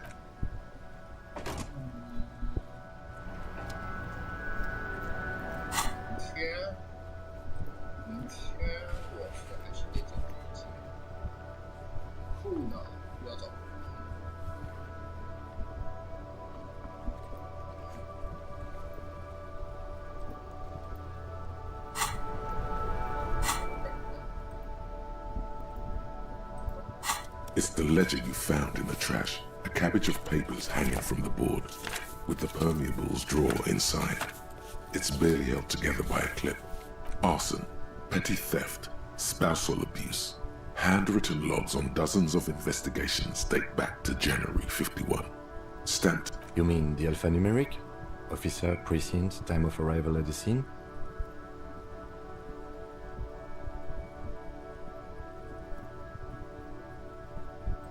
Oh, you mean the titular? Yes, well, so do I. In our defense, almost everyone in the RCM does. It's a holdover from the early days of the RCM, right after the revolution, when the organization had little idea how to do things.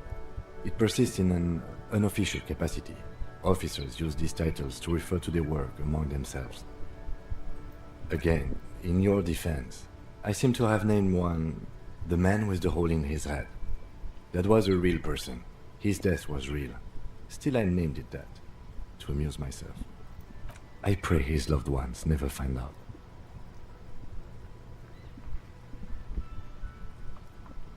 Rail spiked through the head. He died.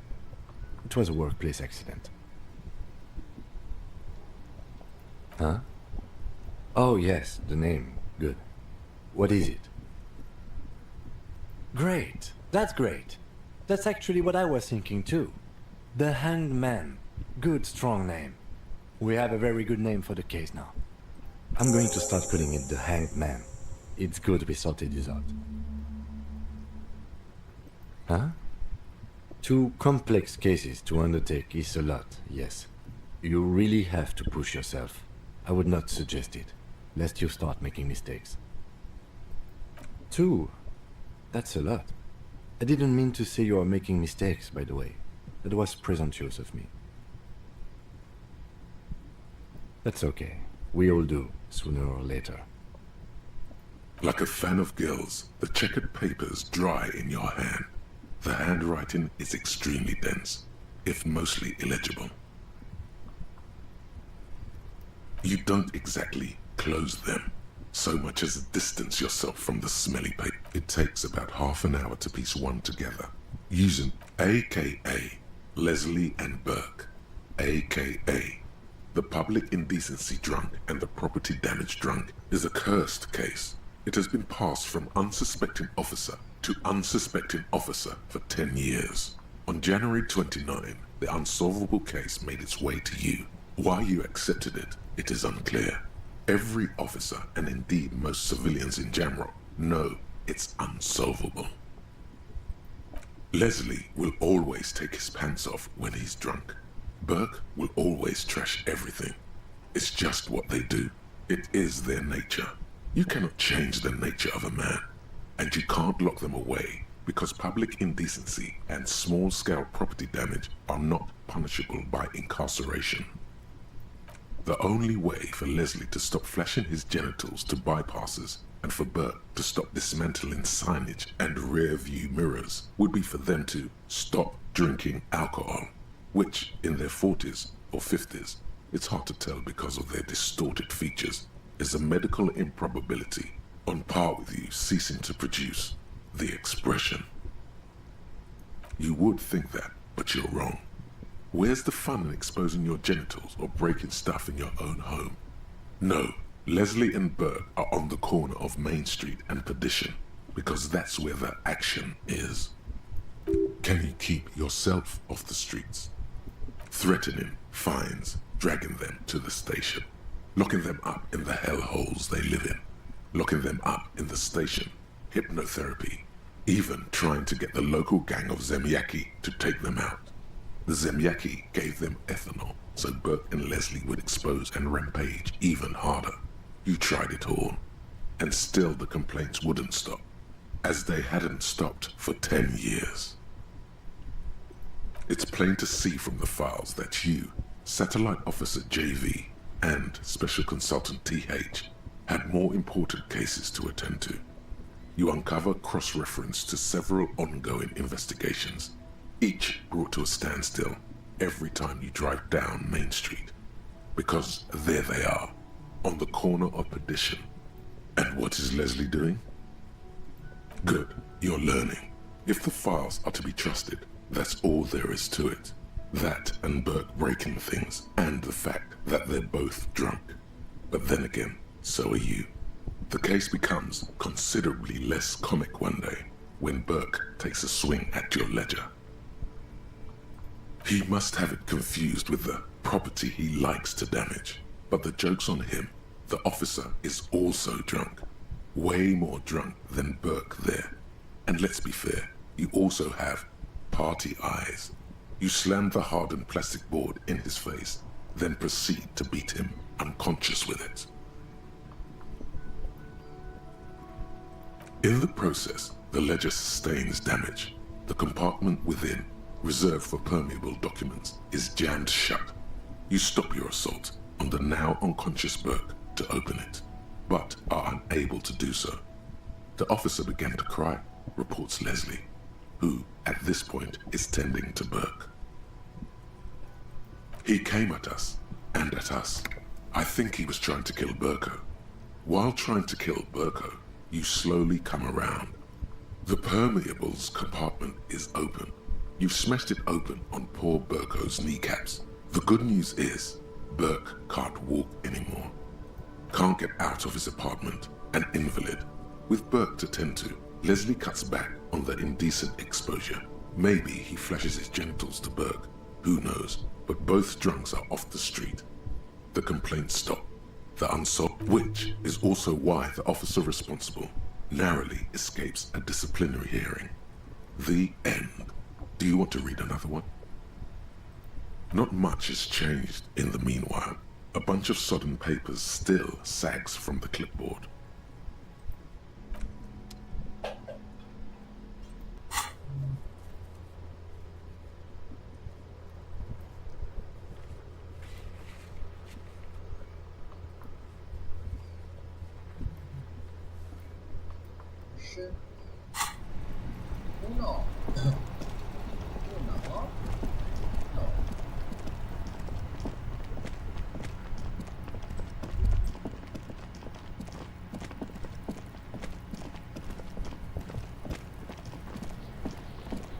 Fuck, does Kuno care?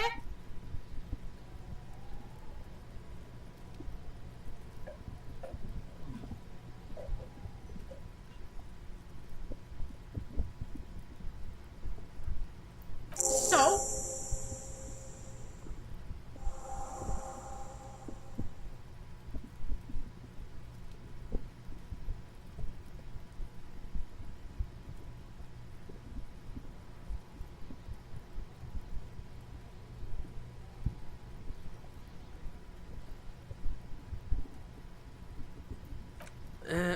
Fuck, okay.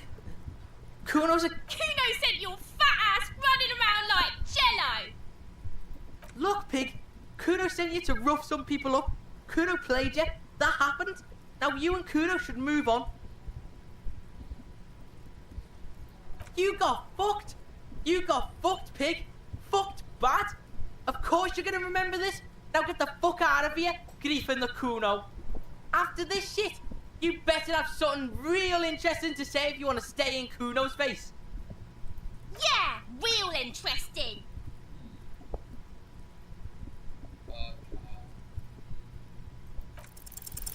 He's on your crime scene, bossing you around.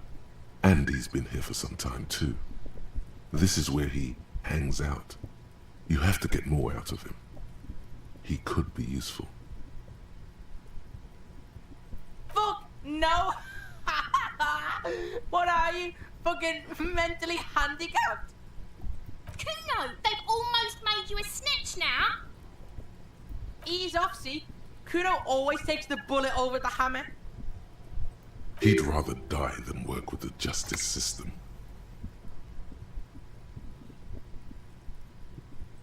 Kuno doesn't fucking care.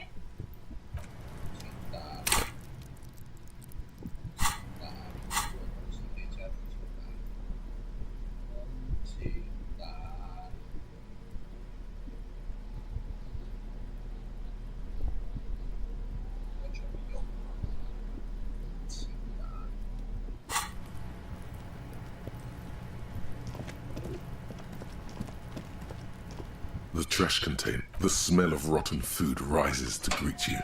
You see soggy cartons, dirty rags, and organic waste. The container sounds a muffled gong.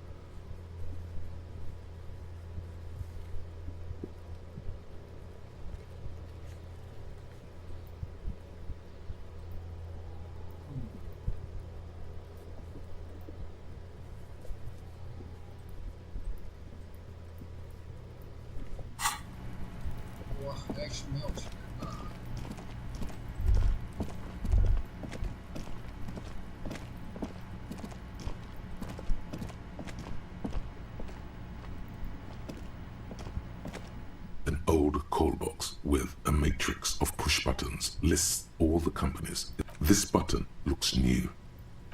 Huh. This button looks new. It's probably not connected yet.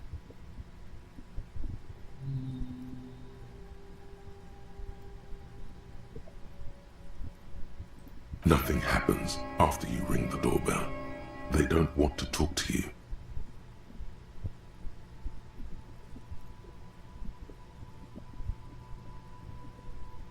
An off-key melody starts playing after you ring the doorbell. Then Kuno, please stop calling here. Grown-ups don't have time for your stupid games. she thinks you're the gremlin child. What would he say to this?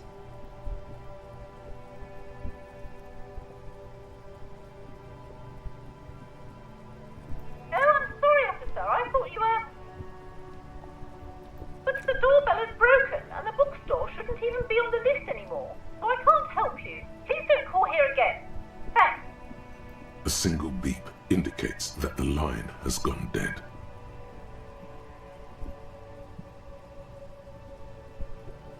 Silence. No one answers your call.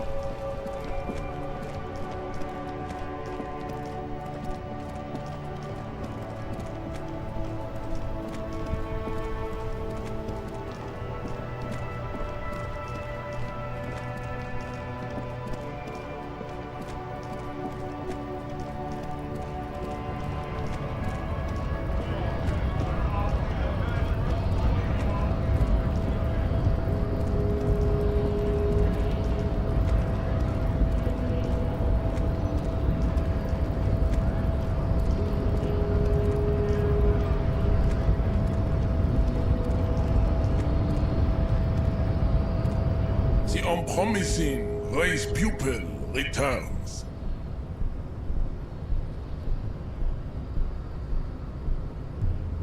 The man looks at you, silent and unmoving. His eyes burrow into the remnants of your soul. You are not Santiago. Santiago is not you. Even the phrenically impaired can see this. Oh, don't be vulgar. White or not has got little to do with this. The race enigma runs much deeper than that. Mr. Clare is a man of vision and means. He has the will to confront International Capital, which is something your race naivistic communists never did. Also, to serve is noble. It takes discipline. Your petulant individualism has only contributed to your race failure. It is lax and moronic. Jam, individualism. You have gotten these ideas from degenerate youth culture, have you not? You have picked them up from rock and roll songs? Offshoots of the Seminoles people invented disco while having sex under the influence of cocaine. It is a shame upon my race. But what is done is done. I am not surprised you enjoy it so much. This has happened to many of the side products of the inevitable cultural victory of the Seminoles race. The South Island race, haplogroup A4A. We are the rightful masters of the Insulindian archipelago. We descend from the Areopagites of ancient Pericanasis and arrived here 4,000 years ago, millennia before you. We are the future. That is all you need to know. I am a descendant. The narrow streets of Ulimbuir are with me in my genetic dreams. I see young Seminoles women walk into the grey mass on Ile de Fantôme, waiting on immaculate conception from the pale. No, I have heard about it on the radio. I'm from Couronne, and no, it is not just in Revachol. The city is central to the Seminoles strategy. Spreading through its trade networks, our culture will dominate the world. You have heard enough about our phylogenetic secrets for today. You have extinction to come to terms with. Think upon it. I think this racist is better than the last, but the next racist will be the really good one. That will be the...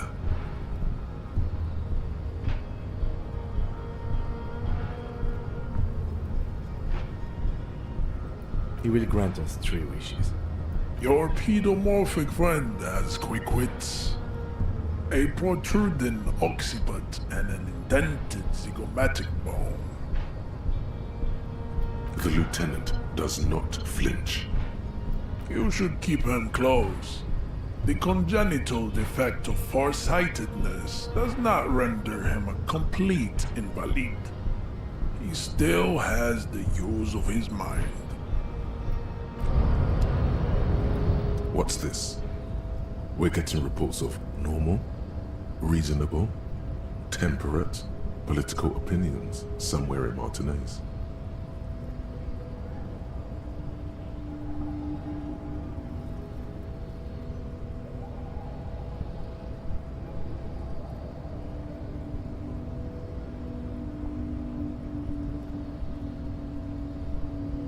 It's also about that, but it's also more. Perhaps it's the hangover. Perhaps it's a temporary surge of serotonin, but something tells you it's time to become a citizen of the Kingdom of Conscience.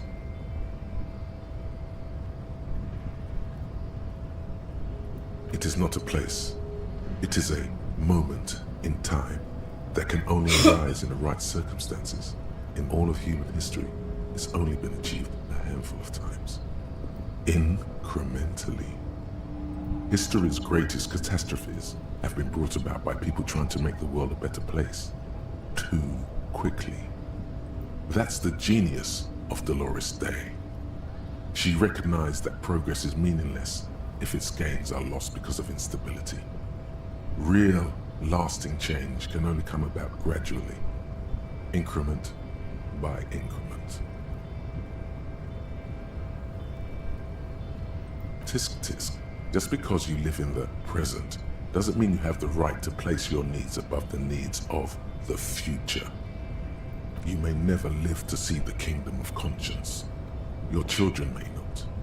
Even your grandchildren might not. But that's no excuse not to keep working. What rationality? What sang-froid?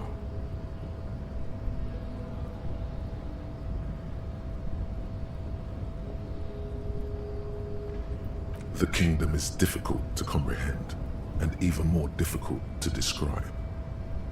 Partly because humanity will need to discard many of the categories that define and limit it today. The Kingdom of Conscience is post-capitalist, post-national. It's also post-industrial, post-ideological, and even post-sexual. Slow down, Mr. Reasonable. Did you miss the part about compromising and taking things slow? That's right. Remember, real democracy is just around the corner for Revachol. When that real democracy kicks in, a long time from now, we are all going to be so much happier.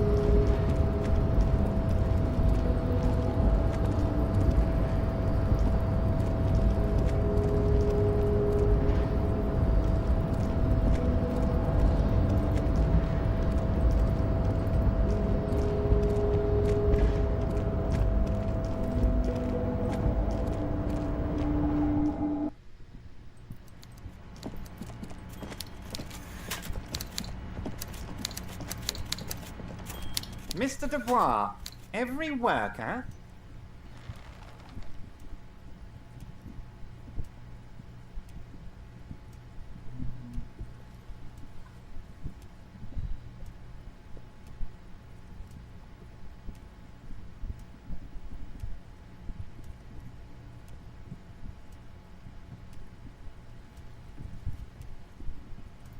That's right, Mr. Dubois. I see the socialist democratic fervor now burns in your heart, too. How can I help you today?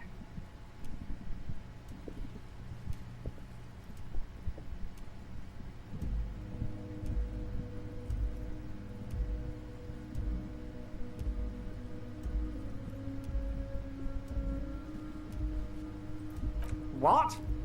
Harry, how could you say that to me? You know I appreciate a joke as much as any Johnny Fat Guy, but I can't take slander. Are you actually investigating this? The reaction appears to be sincere, but it's impossible to tell with this guy, honestly.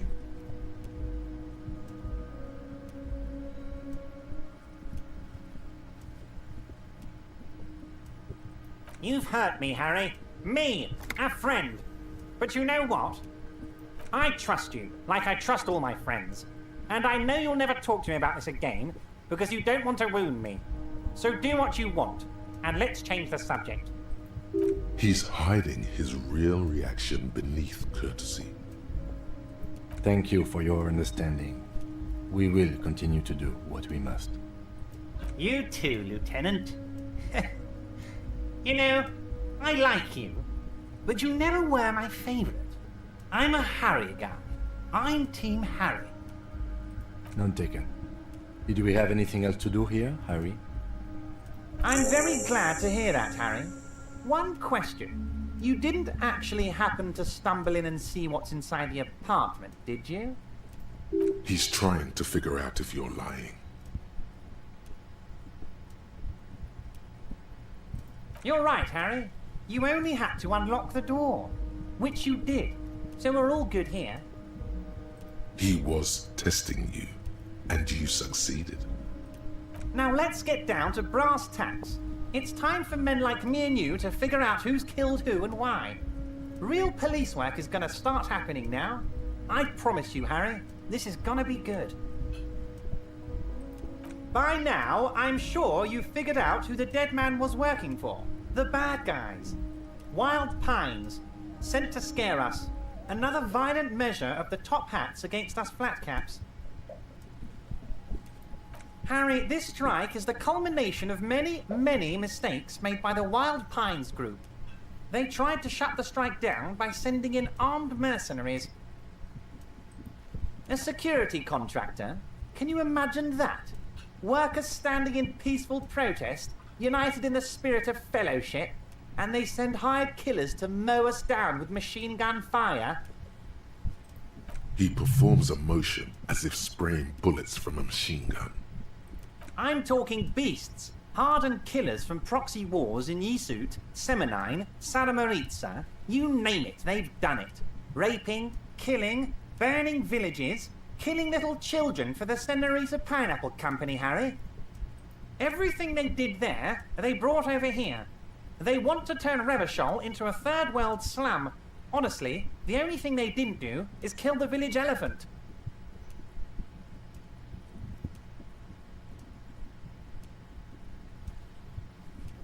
Now, I haven't personally witnessed the brutalities out there. I have the luxury of staying in my container, you see. If I need to go somewhere, they just move my container.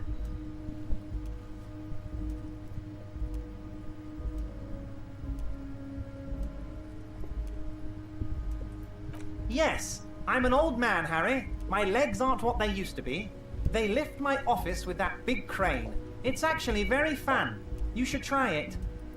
But enough about me and my fun container. The killers the company hired, I think there were 3 of them, all hardened commando types. One of them got downright suicidal, getting drunk, violent, a little rapey. Even their own negotiator couldn't control him. That's your boy, the one who likes hanging out and trees. By negotiator, you mean Joyce? Harry, what you need to realize is, we dock workers are not pushovers. We got grit, Harry. This whole neighborhood does. Push us hard enough and we push back. And when we do, we push to kill. There's a militant wing inside the Union. A group of people whose duties don't involve manual labor, but peacekeeping in the neighborhood, making sure everything runs smoothly. That sounds a bit like organized crime. They're like you guys. Idealistic people who want to make sure bad things don't happen. And if they already have, well, punishment must follow. Again, that sounds like organized crime. So these idealists killed our victim? One day Titus Hardy, leader of this peacekeeping faction, comes up to me and says, "Boss, socialist democratic fervor drove us to take it upon ourselves to kill this beast that was burdening the land." He probably worded it differently, but that was the idea. Sure sounded to me like they killed him. I gave them 2 weeks paid leave and told them to lay low to avoid retaliation. Aren't you worried we might arrest them for this? Oh, I'm not at all worried about that. These are not the kind of men who get arrested. They're Martinez boys, tough and gritty. I'd like to see the man who takes them in. Besides, I sent my lawyer girl to look after them. He places a lot of faith in that lawyer girl. Perhaps this is a tactical error. Anyway.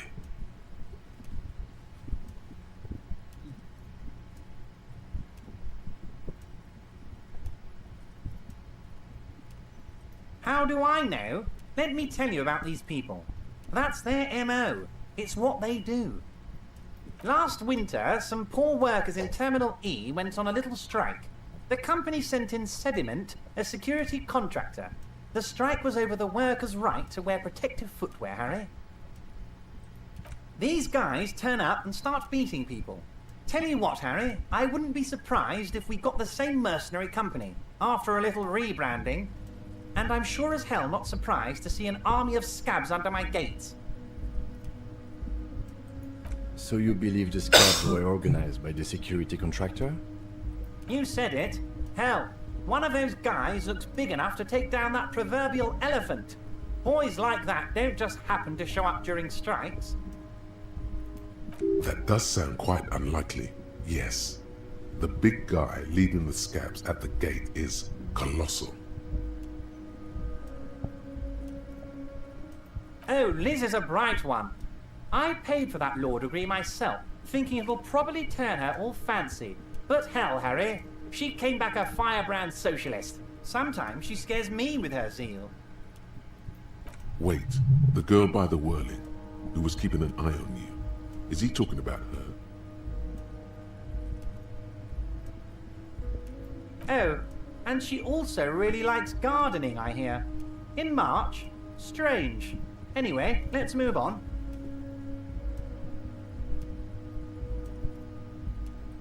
Oh, they are simply fine young men, all 7 of them. Exemplary union members, always working to advance their position in the local socialist democratic movement. Core members.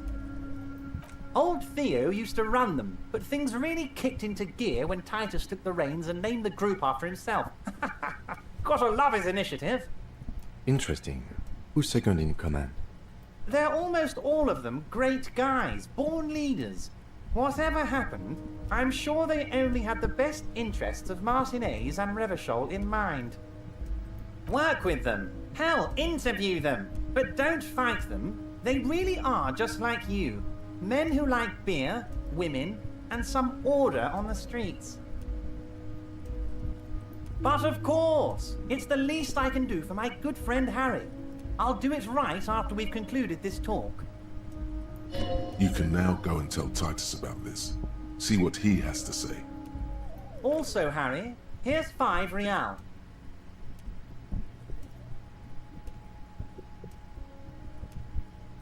The lieutenant watches you pocket the banknote. He looks... Good boy. A real team player. Now, do you have any more questions? Racist mugs in the trash and in the apartment? You guys are just light years ahead of me. I have so much confidence in the ability of your organization. I'm relieved you're doing this and leaving me to do what I do best. Helping people. With the power of politics. Yes, yes. Do you think this weasel is somehow connected to the murder? Oh, no. I don't cross paths like that. All I want is for you to succeed in your investigation. I would never complicate things for you. Oddly, it seems to be true. Believe me, Harry, he's a nobody. Just your basement variety nobody. Can't imagine him being connected to a high-caliber case like this. But he does live nearby. Maybe it's a pedantic weasel. Fascists are known to be neat freaks. I feel like a real detective right now, Harry. Am I getting this right? Would he? I'm not so sure about it. Oh, you're too kind, Harry. Way too kind. I know I'm not a real police officer. You are. Was it a good tour? I'm not sure we made much headway here. I was hoping we'd bust the case wide open. Heck, I even wanted to tell you what I really want to achieve with the strike.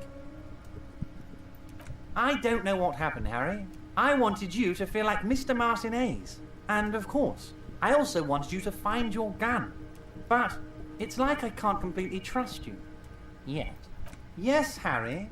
It's like I can't fully trust you if you're not a man of the left. I want to, but I just can't. A man of the left? So you have to be a social democrat?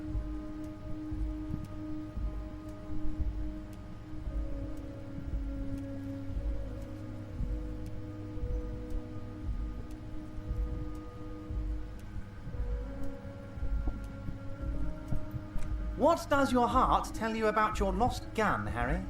Does it tell you to forget about it? Or do you think it wants to be found? I think it's lonely and cold. I think it wants to be found, and I have a proposal for you. And what would this entail? Once again, I require nothing unethical or illegal of you. You just need to get 2 little signatures on this piece of paper, and then mail it to my accountant in La Delta. It depends. I don't think what we just got from Mr. Clare was very useful. As I said, it weighs on me heavily. But once we get really talking, well, I'm gonna hand you the keys to Martinez, and maybe even help you figure out who's behind this killing. He's saying as little as possible, as vaguely as he can, deliberately omitting things. Perfectly acceptable. No one's gonna force you into anything, but I don't know about that gun of yours. You see, I'm a vengeful man, Harry. Part of how I got where I am is that, well, I can be quite nasty sometimes. But the good news is, the moment you change your mind and want to look into this matter, just tell me, and we'll be buddies again. The lieutenant's eyes meet yours, and he shrugs.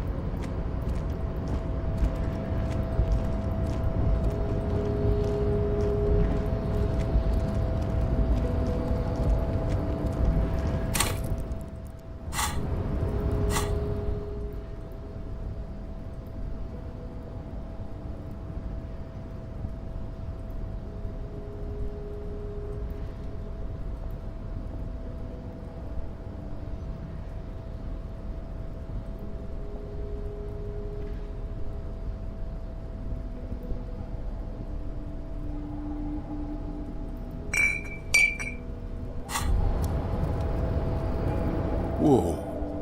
In your hand, Pyrrolidon, the double rainbow of synthetic hallucinogens, rare and gritty, a product of the age of atomic power. What a funny little cat. Don't let the scary medical warnings throw you off. It's an inadequate antidote to radiation poisoning, but a potent antidote to boredom. The container is warm to the touch, or is that just the anticipation? You screw the lid open and look. A little slit on the side lets you just sleep. No problem. This one's for the brave and sensitive. You've passed up your chance to start using Pyrrolidon for now, but don't worry. The option to use it becomes available again in 4 hours.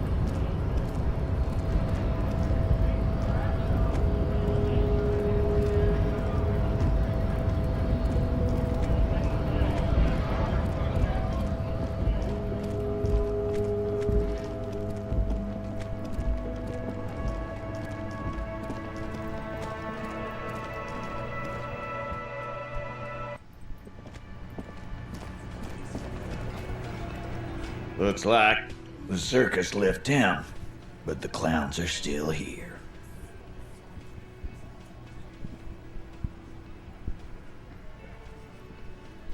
Oh, so you went and talked to my mommy, and now she's making me play with you.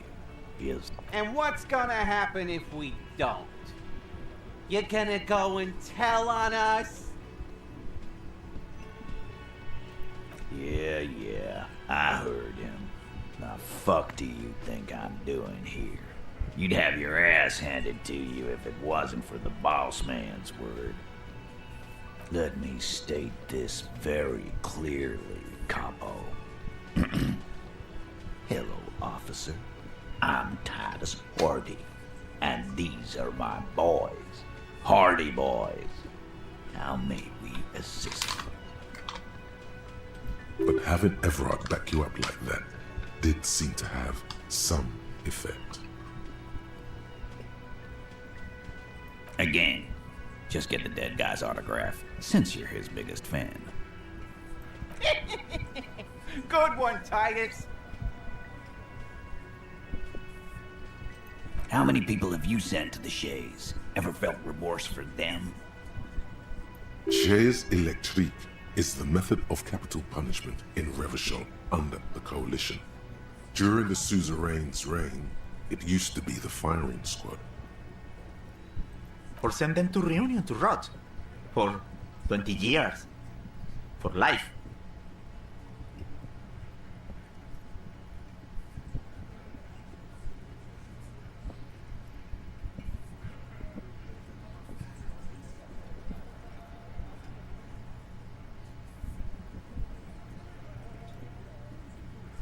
The River Esperance Correctional Facility, a military prison run by the Coalition, dubbed Reunion by the inmates. The origin of the name is unknown. Oh, so you are just a simple, well-meaning man, eh? Ever been in solitary? Prison is a charter. That's what it is. So is hanging a man, slowly, without breaking his neck.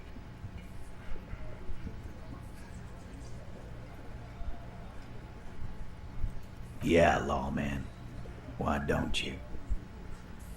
It's almost an anthropological sight, watching him try to assert dominance over you. Not in the arresting mood? By your side, the lieutenant keeps his hand away from his holster. You hear the nylon of his coat hiss as he steps, while the little rat-faced man reaches into his sleeve. There's a knife in there. Some of the others reach for their belts. Their eyes are light.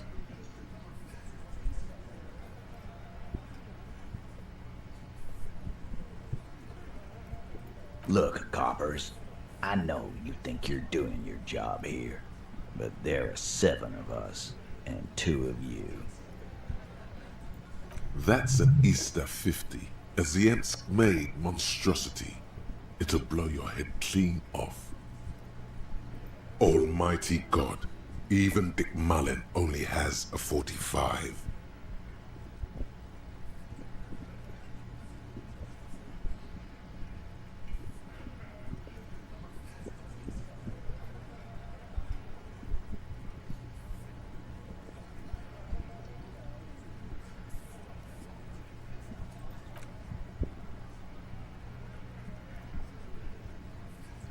The little guy? You're the little guy now. So, little guy. Yeah, little question. About fucking time. Starting from sitting across, he spent it, and then the emblem in the far corner stand on his neck. Forget it. Let's call this one the musician size in the middle. In conclusion, exactly. The fuck is with you, fella?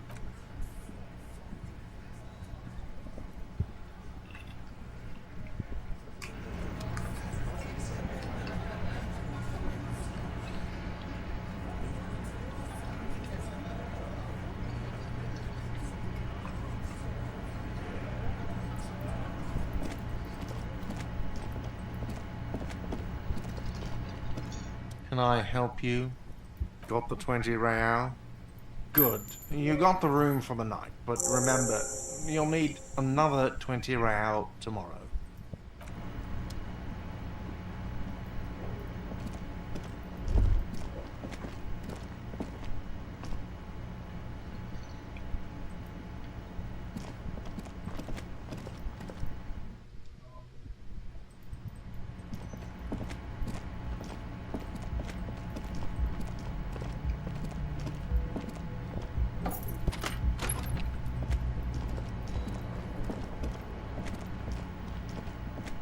The window stands broken in its frame.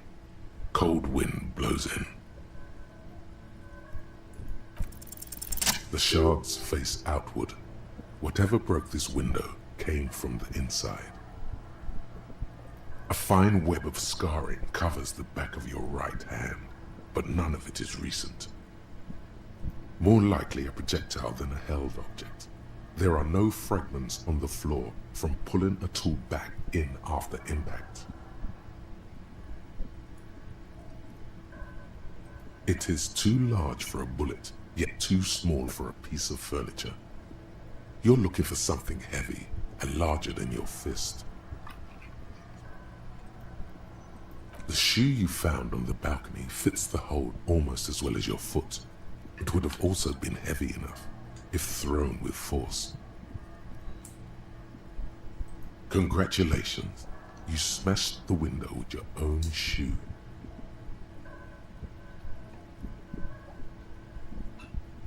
You mean someone else took your shoe off and smashed the window with it? This person also forced the drinks on you. And maybe, just maybe, you succeeded. We'll never know. The window stands broken in its frame. The morning light hurts your eyes. It's hazy, but you see the ocean and some war-torn buildings.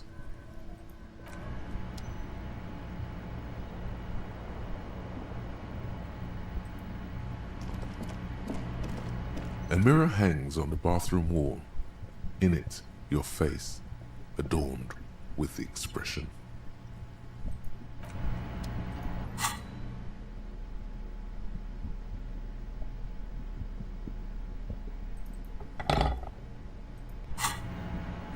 A mirror hangs on the bathroom wall. In it, the faucet is quite terribly mangled, but you just might be able to twist its parts into place. You handle the chain cutters deftly, applying just enough pressure. The faucet regains a recognizable shape. The steam stops. Told you that you needed those chain cutters. Everything is connected. Everything has a purpose. The mirror begins to clear slowly without you having to wipe it.